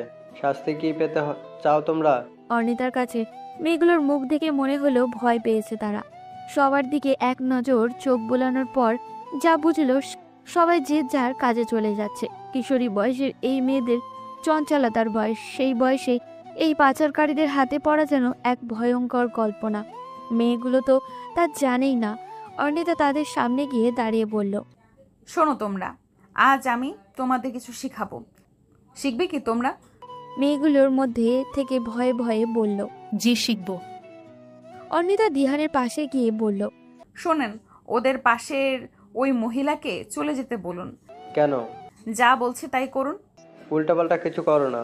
উপরে দেখো সিসি ক্যামেরা, এখানে কিন্তু স্পিকারও আছে। অর্ণিতা একবার উপরের দিকে তাকিয়ে মুচকি হাসলো, এরপর দিহানের দিকে তাকিয়ে বলল, দেখেছি, আপনি যান। দিহান মহিলাগুলোকে নিয়ে বের হয়ে গেল। তখন মেয়েগুলোর দিকে তাকিয়ে বলল, মেয়েরা সবাই আমার কথা মন দিয়ে শোনো। শুধু কি নাচলে হবে? আজ আমি তোমাদের সেফটি নিয়ে কথা বলবো, শুনবে কি তোমরা? জি শুনবো। কারাটে শিখেছো তোমরা? অর্ণিতা হাসলো, এরপর আস্তে আস্তে এগিয়ে যেতে বলল, ফাইটিং করতে দেখেছো কখনো? এবার সবাই একসাথে বলে উঠল জি। অর্ণিতা এবারও শুধু হাসলো, এরপর মেয়েগুলোর দিকে তাকিয়ে বলল, আজ আমি তোমাদের কিছু টিপস এবং ট্রিক্স শিখাবো, যেটা আমি আমার স্কুলে এবং কলেজ লাইফে শিখে এসেছি। সবাই বেশ অবাক হয়েছে তাকিয়ে আছে। অর্ণিতা তাদের কিছু বেসিক এবং সর্বপ্রথম পর্যায়ের ক্যারাটে ট্রিক্স শিখিয়ে দিল, যেটা প্রায় প্রত্যেকটা মেয়েকেই শেখানো হয় প্রাথমিক পর্যায়ে কোনো হামলা বা নিগ্রহের থেকে বাঁচতে। অর্ণিতা বেরিয়ে আসার সময় হেসে বলল, হাসো সবাই হাসো। শোনো, আমি যে কয়দিন আছি তোমরা সব ধরনের ট্রিক্স শিখাবো। মেয়েগুলো প্রাণ ভরে হেসে যাচ্ছে। অর্ণিতার মনে হলো একটু আগের ঘুমট ভরা মুখগুলো যেন প্রাণ হারা ছিল, এখন সেই মুখগুলোতেই যেন প্রাণের সঞ্চার হয়েছে। অর্ণিতা মেয়েগুলোর সঙ্গে কিছুক্ষণ সময় কাটিয়ে বেরিয়ে এলো। হোটেলে এসে সে তার মুখের মেকআপ তুলে ফেলল। মেকআপের আড়ালে লুকোনো সেই প্রতিচ্ছবির দিকে একবার তাকালো। আড়ালেও সে যেমন সবার সামনেও ঠিক তেমনই, তারই মাঝে নেই কোনো খুঁত, আছে শুধু ক্ষত। ক্ষুদ্র নয়, বিরাট সেই ক্ষত। এই ক্ষত সেরে যাওয়ার মতো নয়, বিষ ফোড়ার মতো বিধ্বস্ত করে ছাড়ে এই ক্ষত। অর্ণিতা ওয়াশরুম থেকে বেরিয়ে ফোন হাতে নিয়ে দেখলো বাবার ফোন। সঙ্গে সঙ্গে বাবার ফোন কল করে কথা বলতে লাগলো। পরের দিন সকালবেলা দরজায় তীব্র নখ বেজে উঠল। ঘুম ঘুম চোখে টলতে টলতে দরজা খুলে বিস্ময় তার চোখগুলো কুঁচকে এলো। সাদা ও লালের সংমিশ্রণে একটি লিলি ফুলের তোড়া। সুন্দর সেই ফুলের তোড়া যেন তাকে টানছে। সব ধরনের ইচ্ছাকে বিসর্জন দিয়ে হোটেলের রুম থেকে বের হলো সে। কে দিয়েছে এই ফুলের তোড়া? আশেপাশে তো কাউকেই দেখতে পাচ্ছে না। লিলি ফুলের তোড়াটা ছুটে গিয়ে এক পা পিছিয়ে গেল সে। কেউ তো ইচ্ছে করে ওর ক্ষতি করার উদ্দেশ্য দিতে পারে। রুমে এসে হোটেল সার্ভিসের লোকেদের ফোন করলো সে। হ্যালো, রুম নাম্বার 31, আপনি কি এই রুমের সার্ভিসের দায়িত্বে আছেন? ইয়েস ম্যাডাম, বলুন। কেউ কি আমার রুমে এসেছিল? না ম্যাডাম। আপনারা প্লিজ রিসেপশন দেখে বলুন কেউ কি এসেছিল। ওকে ম্যাডাম, দেখে জানাচ্ছি। অর্ণিতা রুম সার্ভিসের সঙ্গে কথা বলে আবারও গিয়ে ফুলের তোড়ার সামনে দাঁড়ালো। নাকে একটি মাস্ক পরে নিল। লিলি ফুলের ঘ্রাণ তার খুব প্রিয়। এতটা প্রিয় ঘ্রাণ হওয়ার পরেও মাস্ক পরে ফুলের তোড়ায় হাত দিল সে। একটি ফুল ছিঁড়ে হাতে নিয়ে দেখতে লাগলো। ফুলটি দেখতে দেখতে একসময় ফুলের তোড়া থেকে একটি চুরকুট খসে পড়ল। চিরকুটটি দেখা মাত্রই তুলে নিল হাতে। সবার জীবনের গুগলি সমাধান করতে গিয়ে নিজের জীবনের গুগলি সমাধান করতে পিছিয়ে যেও না। বড় অদ্ভুত বাক্য। সে পুরো ফুলের তোড়াটা খুলে দেখতে গিয়ে আরেকটি চিরকুট পেল। সেখানে লেখা, হ্যাপি বার্থডে মিস অর্নিতা আফসারি। অর্নিতা চিরকুটটা হাতে নিয়ে ভালোভাবে দেখল। চিরকুটটা লাল কালিতে লেখা। হাতের লেখাটা খুবই সুন্দর। এই হাতের লেখাটা খুবই চেনা, কোথায় যেন দেখেছেও, খুব পরিচিত। কার হাতের লেখা এটা? কে জানে তার পছন্দের কথা? লাল আর সাদা লিলি যে তার পছন্দ, লাল রং পছন্দ, এটা জানলো কিভাবে? চিরকুটটা বেডসাইড টেবিলের উপর রেখে দিয়ে শাওয়ার নিতে ওয়াশরুমে চলে গেল সে। শাওয়ার শেষ করে এসে হোটেল সার্ভিসম্যানদের ফোন করলো। আপনারা কি কিছু পেয়েছেন? ম্যাম, অনেক খুঁজেছি, কাউকে পাইনি। ও আচ্ছা, বাদ দেন, আমার ব্রেকফাস্টটা পাঠিয়ে দিন। Okay ma'am. হোটেল সার্ভিসম্যানেদের সঙ্গে কথা বলার পর বাবার সঙ্গে কথা বলতে লাগলো অর্নিতা। মামুনি, বাবা, ভাই, বোন এদের সবার সঙ্গে কথা বলার পর ফোন নিয়ে অরূপের একটা কল করলো। অরূপকে ফোন করার পর ফোন বন্ধ পেল সে, তবে হোয়াটসঅ্যাপে গিয়ে তাকে পেয়েও গেল সময় মতো। তারপর দুজনে মিলে অনেকক্ষণ কথা বলল, যার মধ্যে অর্নিতা অফিসিয়াল কথাবার্তায় বেশি বলেছে। অফিসে আজকাল কি হচ্ছে, কেমন চলছে, এই সমস্ত কথা। রুমের এক পাশেই কফি মেকার আছে, যেখানে থেকে খুব সহজেই কফি বানানো যায়। অর্নিতা 1 কাপ কফি বানিয়ে নিল। সকালের ধোয়া ওঠা 1 কাপ কফি বড্ড প্রশান্তি দেয় তাকে। কফি নিয়ে ব্যালকনিতে এসে বসে পড়ল অর্নিতা। সকালে সূর্য স্নানের এই মুহূর্তটা তার কাছে খুব ভালো লাগে। সূর্যের দীপ্তিময় তপ্ত আভা যখন তীর তীর করে ধীর গতিতে শরীরে প্রবেশ করে, তখন খুব ভালো লাগে তার। সূর্য শুধু যে গ্রহ তা কিন্তু নয়, সূর্য এক আদর্শের প্রতীক। দীপ্তিময় সূর্য শুধু যে আলো দেয় তা নয়, দেয় জ্বলন্ত অবস্থায় লক্ষ কোটি বছর টিকে থাকার উদাহরণ। অপর পাশে খুব সকালে এই শহরে হঠাৎ হঠাৎ বৃষ্টি নামে। খুব সকালে এই শহরে হঠাৎ হঠাৎ বৃষ্টি নামে। সূর্য ঢাকে মেঘের ফাঁকে, বৃষ্টি স্নানে নগর মাতে। ঘুম ভেঙে যায় হঠাৎ করে নিদ্রাবিহীন আদার ঘরে, কোনো এক শ্রাবণে, কোনো এক শ্রাবণে। অমন অমন সকালবেলা আধো স্বপন জাগরণে, অমন অমন সকালবেলা আধো স্বপন জাগরণে, তোমার কথা মনে পড়ে অন্যরকম শিহরণে। ব্যর্থতাতে থমকে থাকে, একটু দেখার তৃষ্ণা জাগে, কোনো এক শ্রাবণে, কোনো এক শ্রাবণে। গানের প্রলেপ শুনে চলেছে অন্য আরেকজন। আজ ঠিক কি এই সময় তার মুখে হাসির ঝলক। হোক দুষ্ট মিষ্টি এই সম্পর্ক নতুন করে। লুকোচুরি লুকোচুরি এই খেলায় কে যেতে চায়? প্রথম দেখার সময় তোলা মেয়েটির ছবিগুলোকে খুব যত্ন করে না তুললেও এখন অনেকটাই যত্ন করে নিজের কাছে রেখে দিয়েছে সে। আচ্ছা, যার ছবি সে এত সুন্দর করে সাজিয়ে রেখেছে, সে কি জানে সে যখন জানবে তার পাশে দাঁড়ানো মানুষটা তার প্রেম মাতোয়ারা, তখন কি সে তাকে দিবে তার হাতড়ে ধরার সুযোগ, নাকি হারিয়ে যাবে পুরো প্রজাপতির মতো? ভাবনায় বিভোর সেই ব্যক্তিটি অ্যালবামে হাত বোলাতে লাগলো। এদিকে আজও সেই বন্দি মেয়েগুলোর সাথে দেখা করতে গিয়েছে অর্নিতা। মেয়েগুলোকে তাকে দেখে যেন খুব খুশি হয়েছে, সবাই তাকে ঘিরে ধরেছে। অর্নিতা প্রত্যেকের সঙ্গে কথা বলতে লাগলো। ওদেরকে কিভাবে নিয়ে আসা হয়েছে, কি বলে আনা হয়েছে, অনেকটা তাদের পূর্বের ভুল বুঝতে পেরে কান্নাকাটি করতে লাগলো। অর্নিতা ওদের সবাইকে সান্ত্বনা দিল। ওরা পাচারকারীদের হাতে পড়েছে, ওদের নিয়ে ভয়ঙ্কর কিছু হবে এইসব অর্নিতা তাদের কাছে প্রকাশ করেনি এখনো, বরং সবাইকে শক্ত ও সামর্থ্যবান কি করে হতে হবে তাই শেখাচ্ছে। কালকের মতো করে আবারও অর্নিতা তাদের শেখাচ্ছে কিভাবে ক্যারাটে শিখতে হয়। প্রত্যেককে কালকে শেখানোর সেই ট্রিক্সগুলোই সে আবারও করতে লাগলো। এদিকে সিসিটিভি ফুটেজে ফুটে উঠেছে অর্নিতার ক্যারাটে শেখানোর দৃশ্য, সেই সাথে মেয়েগুলোর হাস্যোজ্জ্বল মুখশ্রী। সবাইকে সেখান থেকে বের করে দিয়ে অর্নিতা এগুলো শেখাচ্ছে। রোজা যেন আরও বেশি রেগে গেল। এমনিতেই এত বছর অবধি কেউ তার উপরে কথা বলতে পারেনি, কিন্তু অর্নিতার জন্য কাল সবাই তার সঙ্গে জোর দিয়ে কথা বলেছে। এত বড় সাহস! নতুন এই মেয়েটি তার কাছে মনে হচ্ছে খুব দুরন্তর রহস্যময়ী এক নারী সত্তা। না হলে এমনটা কি করে করতে পারে ও? রোজা হেন্সেলকে উদ্দেশ্য করে বলল, দেখেছো হেন্সেল মেয়েটার সাহস? এটাও ঠিক করেনি। আস্তে না আস্তে এত বড় কাণ্ড ঘটিয়ে ফেললো।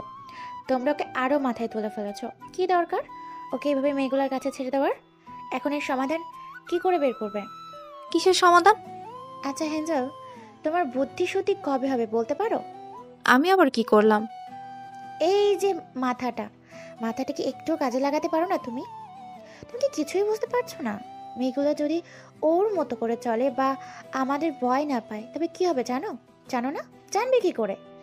হেন্সেল রোজার মুখের দিকে চেয়ে আছে। রোজা আবার বলল, তুমি দেখেছো মেয়েগুলোর মধ্যে প্রথমে যে ভয়ভীতি ছিল এখন কি তা আছে? একদিনেই মেয়েগুলো ওর সাথে কতটা সাবলীন কি করে হয়ে গেল ভেবে দেখেছো কিছু? হেন্সেল রোজার কথা শুনতে লাগলো আর ভাবলো, সত্যিই তো, এই বিষয় তো সে ভেবে রাখেনি কখনো।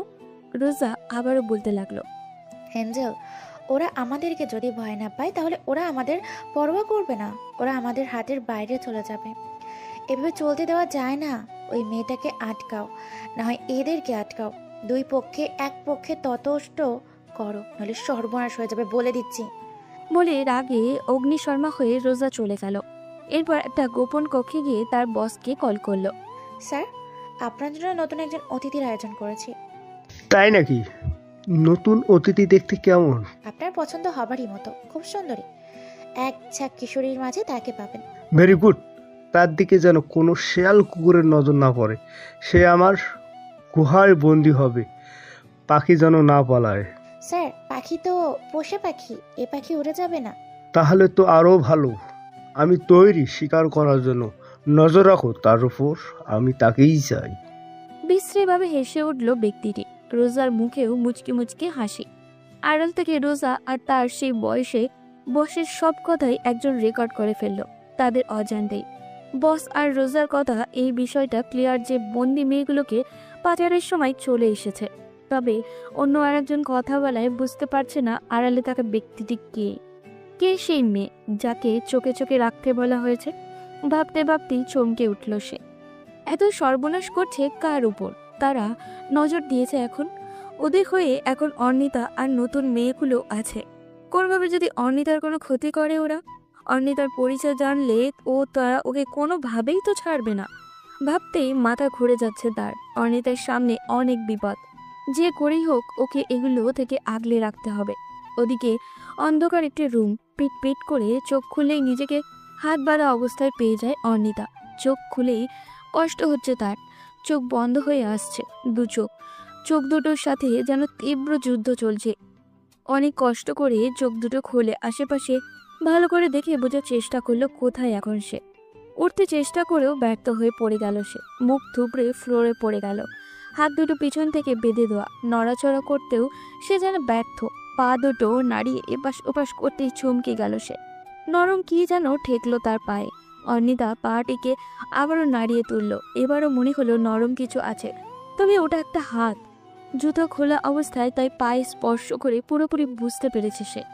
অর্ণিতা বুঝতে পারছে না কি করে কি হয়ে গেল এসব। সে তো ক্লাবে গিয়েছিল, ওখানে তাদের সঙ্গে কথা বলতে বলতে কোল্ড ড্রিঙ্কস খেয়েছিল সে। এরই মাঝে কিছু তার খাওয়া হয়নি। তবে কি কোল্ড ড্রিঙ্কসে কিছু মিশিয়ে খাইয়েছে? আর কিছু ভাবতে পারছে না। মাথাটা ঘুরে উঠছে জোর, চোখগুলো ঝাপসা হয়ে এসেছে। অর্ণিতা বুঝতে পারলো এগুলো এনেস্থেশিয়ার প্রভাব। বন্দীদের মুক্ত করতে এসে অর্ণিতা নিজেই বন্দীদের কাতারে পড়ে গেছে। ভাবতে ভাবতেই অর্ণিতা শুনতে পেল কিছু পায়ের শব্দ। শব্দগুলো এগিয়ে আসছে ক্রমশ তার কাছে। খট করে শব্দ হলো দরজায়। প্রবেশ করলো কিছু পুরুষ। অর্ণিতা তাদের ভিতরে আসা দেখেই চোখ বন্ধ করে ফেলল। হালকা চোখ খুলে দেখতে বুঝতে পারলো তার পায়ের কাছে পড়ে থাকা মেয়েগুলো তুলে নিয়ে যাচ্ছে। একটি মেয়ে মুখ বাঁধা অবস্থায় ব্যর্থভাবে আর্তনাদ করে উঠল। মুখ দিয়ে তার বোবা শব্দ ছাড়া স্পষ্ট কিছুই বের হলো না। তীব্র বাঁচার আকুতি। সবগুলো মেয়েকে একে একে নিয়ে যাওয়া হচ্ছে। অর্ণিতা চোখগুলোকে কুচকে বন্ধ করে রেখেছে। উঠিয়ে নিয়ে যাওয়া মেয়েদের মধ্যে অনেকেই অজ্ঞান অবস্থায়। অর্ণিতাকে তুলে নিয়ে যাওয়া হচ্ছে। যারা তাকে নিয়ে যাচ্ছে তারা তাদের নিজেদের মধ্যে কথা বলায় ব্যস্ত। অর্ণিতাকে একটি গাড়িতে উঠিয়ে নিয়ে যাওয়া হচ্ছে কোথাও। ওইদিকে দিহান অর্ণিতার কাছে ফোন করছে বারবার। অর্ণিতার সামনে বিপদ অনেকেই সেই ইয়ানের থেকে শুনেছে। রোজা নাকি তাদের বসকে অর্ণিতার সম্পর্কে বলেছে, অথচ তারা দিহানকে এই বিষয়ে একবারও জানালো না কিছুই। দিহান তাদের সঙ্গে কথা বলে যা শুনলো তাতে বুঝলো তারা অর্ণিতাকে সে বসের কাছে তুলে দিবে। দিহান দিশেহারা হয়ে গেছে কিভাবে অর্ণিতাকে ওদের কাছ থেকে মুক্ত করবে।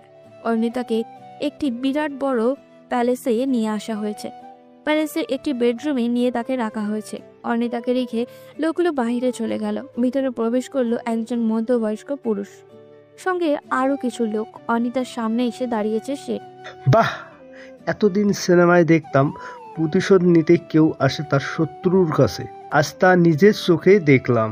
তবে আমার শত্রু যে একজন যুবতী তা আমি বুঝতে পারিনি। এমন সুন্দরীকে কি করি বলতে পারো? মারতে ইচ্ছে করছে না, এক কাজ করি, সারা জীবনের মতো তোমাকে আমি আমার করে ফেলি, কি বলো?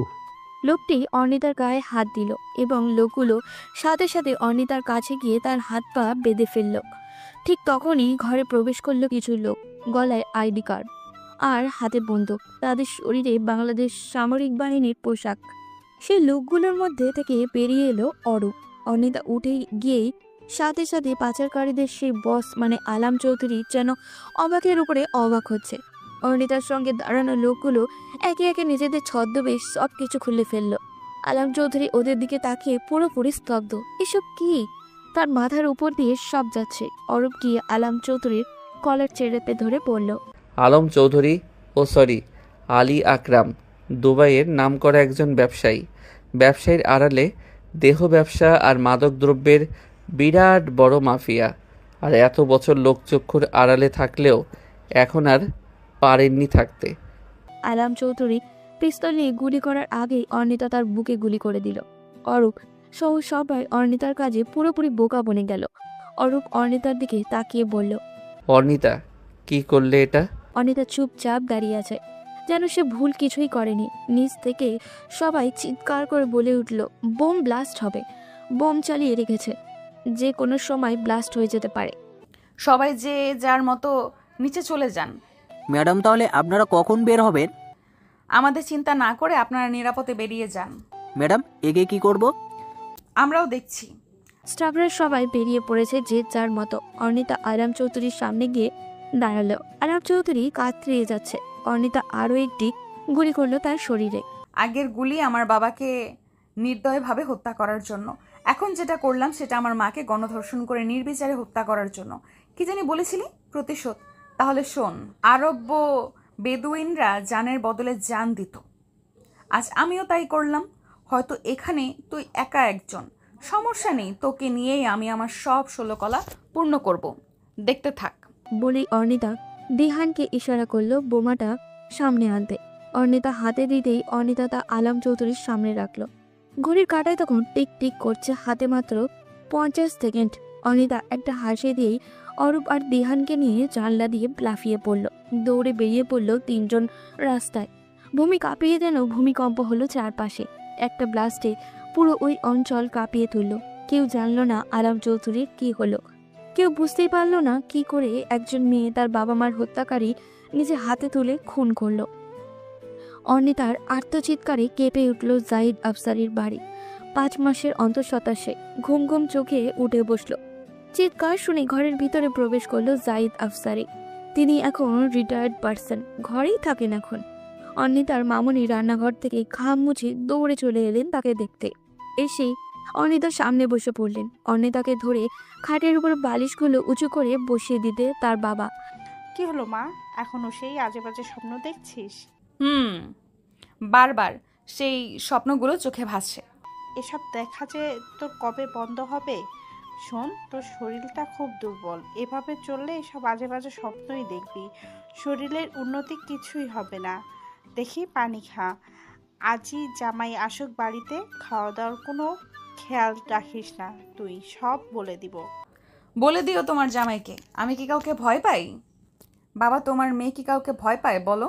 না, আমার মেয়ে কাউকে ভয় পায় না, সব দিক থেকে সে এগিয়ে। অর্ণিতার মামুনি চলে গেলেন তার কাজে। ওদিকে ক্লান্ত শরীরে বাসায় প্রবেশ করেছে অরূপ। বাবার অফিসে এমডি সে। একের পর এক বিপদ ছেলের উপর দিয়ে যাচ্ছে ভেবে অরূপের বাবা মা তাকে আর গোয়েন্দাগিরির পেশা ছাড়তে বাধ্য করেছে। প্রথমে পায়ে গুলি, এরপর দুবাইয়ে আলোচিত বোম ব্লাস্ট। লোক সমাজে প্রশংসিত হলেও জীবন নিয়ে টানাটানি। অরূপও বাধ্য হয়ে তার পেশা ছেড়ে বাবার প্রতিষ্ঠানে কাজে মন দিয়ে দিল, তবে সেটা বাবা মাকে খুশি করার জন্য। কিন্তু সিক্রেটলি নিজের এখনো জড়িয়ে রেখেছে এই পেশার সাথে। এটা তো তার স্বপ্ন, কোনো স্বপ্ন নয়। ঘরটা কেমন খালি খালি লাগছে। সহধর্মিণী যখন পাশে থাকে না, তখন পুরুষ হৃদয় নাকি একাকিত্বে ভোগে। এতক্ষণ যদি অর্ণিতা ঘরে থাকতো, তার উঁচু পেট নিয়ে সে অরূপকে শরবত বানিয়ে দেওয়ার জন্য কাজের মেয়েকে 10 বার ডাকত। অরূপকে টাওয়াল ধরিয়ে দিত ফ্রেশ হয়ে আসার জন্য। কিছুক্ষণ রেস্ট নিয়ে হালকা কিছু খেয়ে তৈরি হলো সে। কোথায় যাচ্ছিস? অর্ণিতাদের বাসায় আসতে একটু দেরি হবে। অরূপের মায়ের মুখে মুচকি মুচকি হাসি। দুবাই থেকে আসার পর অরূপ তাকে পাগল করে ফেলেছিল অর্ণিতাকে বিয়ে করবে বলে। অরূপের কথা শুনে বিয়ের প্রস্তাবও পাঠান অর্ণিতাদের বাড়িতে। অর্ণিতার বাবাও খুশি হন এতে। অর্ণিতা প্রথমে রাজি না হলেও পরে তার বাবা জাহিদ আফসারিও অরূপের পাগলামো দেখে রাজি হয়ে যায়। অর্ণিতাকে জড়িয়ে ধরে বসে আছে অরূপ। প্রচণ্ড ভালো লাগা কাজ করছে দুজনের। অর্ণিতার শ্বেত শুভ্র হাত জোড়ায় অরূপ চুমু দিয়ে যাচ্ছে, গালেও চুমু দিয়ে আবার জড়িয়ে ধরল। অর্ণিতাও পরম আবেশে জড়িয়ে আছে স্বামীর সঙ্গে। বিয়ের 1.5 বছর সময় এসে দুজনে শুনতে পেল খুশির খবর। অরূপ তো নাছোড়বান্দা, কোনোভাবে স্ত্রীকে কোথাও যেতে দিবে না সে। চাকরি থেকে অব্যাহতি নিতে না বললেও কড়াভাবে বলেছে ছুটি নিয়ে নিতে কয়েকদিন। শ্বশুরবাড়ি থেকে বাপের বাড়িতে ঠিকমতো আসতেও পারে না বেচারি। 2 দিনের মধ্যেই অরূপ এসে পড়ে তাকে নিয়ে যেতে। এখনো এসেছে, তবে এবার নাকি তার সঙ্গেই এখানে থাকবে। অরূপ অর্ণিতার কপালে চুমু দিয়ে বলল, শাস্তি আছে। কি শাস্তি? ফোন না ধরার শাস্তি। আমি ঘুমিয়েছিলাম, পরে সময় করে ফোন করতে পারতে। শরীর ভালো ছিল না। বেশি খারাপ ছিল? না। ধৈর্য ধরো, এই তো আর কয়েক মাস, তারপর আমাদের মাঝে আমাদের বিশেষ অতিথি আসবে। কেমন? অর্ণিতা অরূপের বুকে মাথা দিয়ে বসে আছে। ভীষণ ভালো লাগছে তার এই বুকে মাথা রেখে। ভালো থাকুক তাদের ভালোবাসা। আজ এই পর্যন্তই, দেখা হবে পরবর্তী কোনো গল্পতে। সেই পর্যন্ত সবাই ভালো থাকবেন এবং সুস্থ থাকবেন।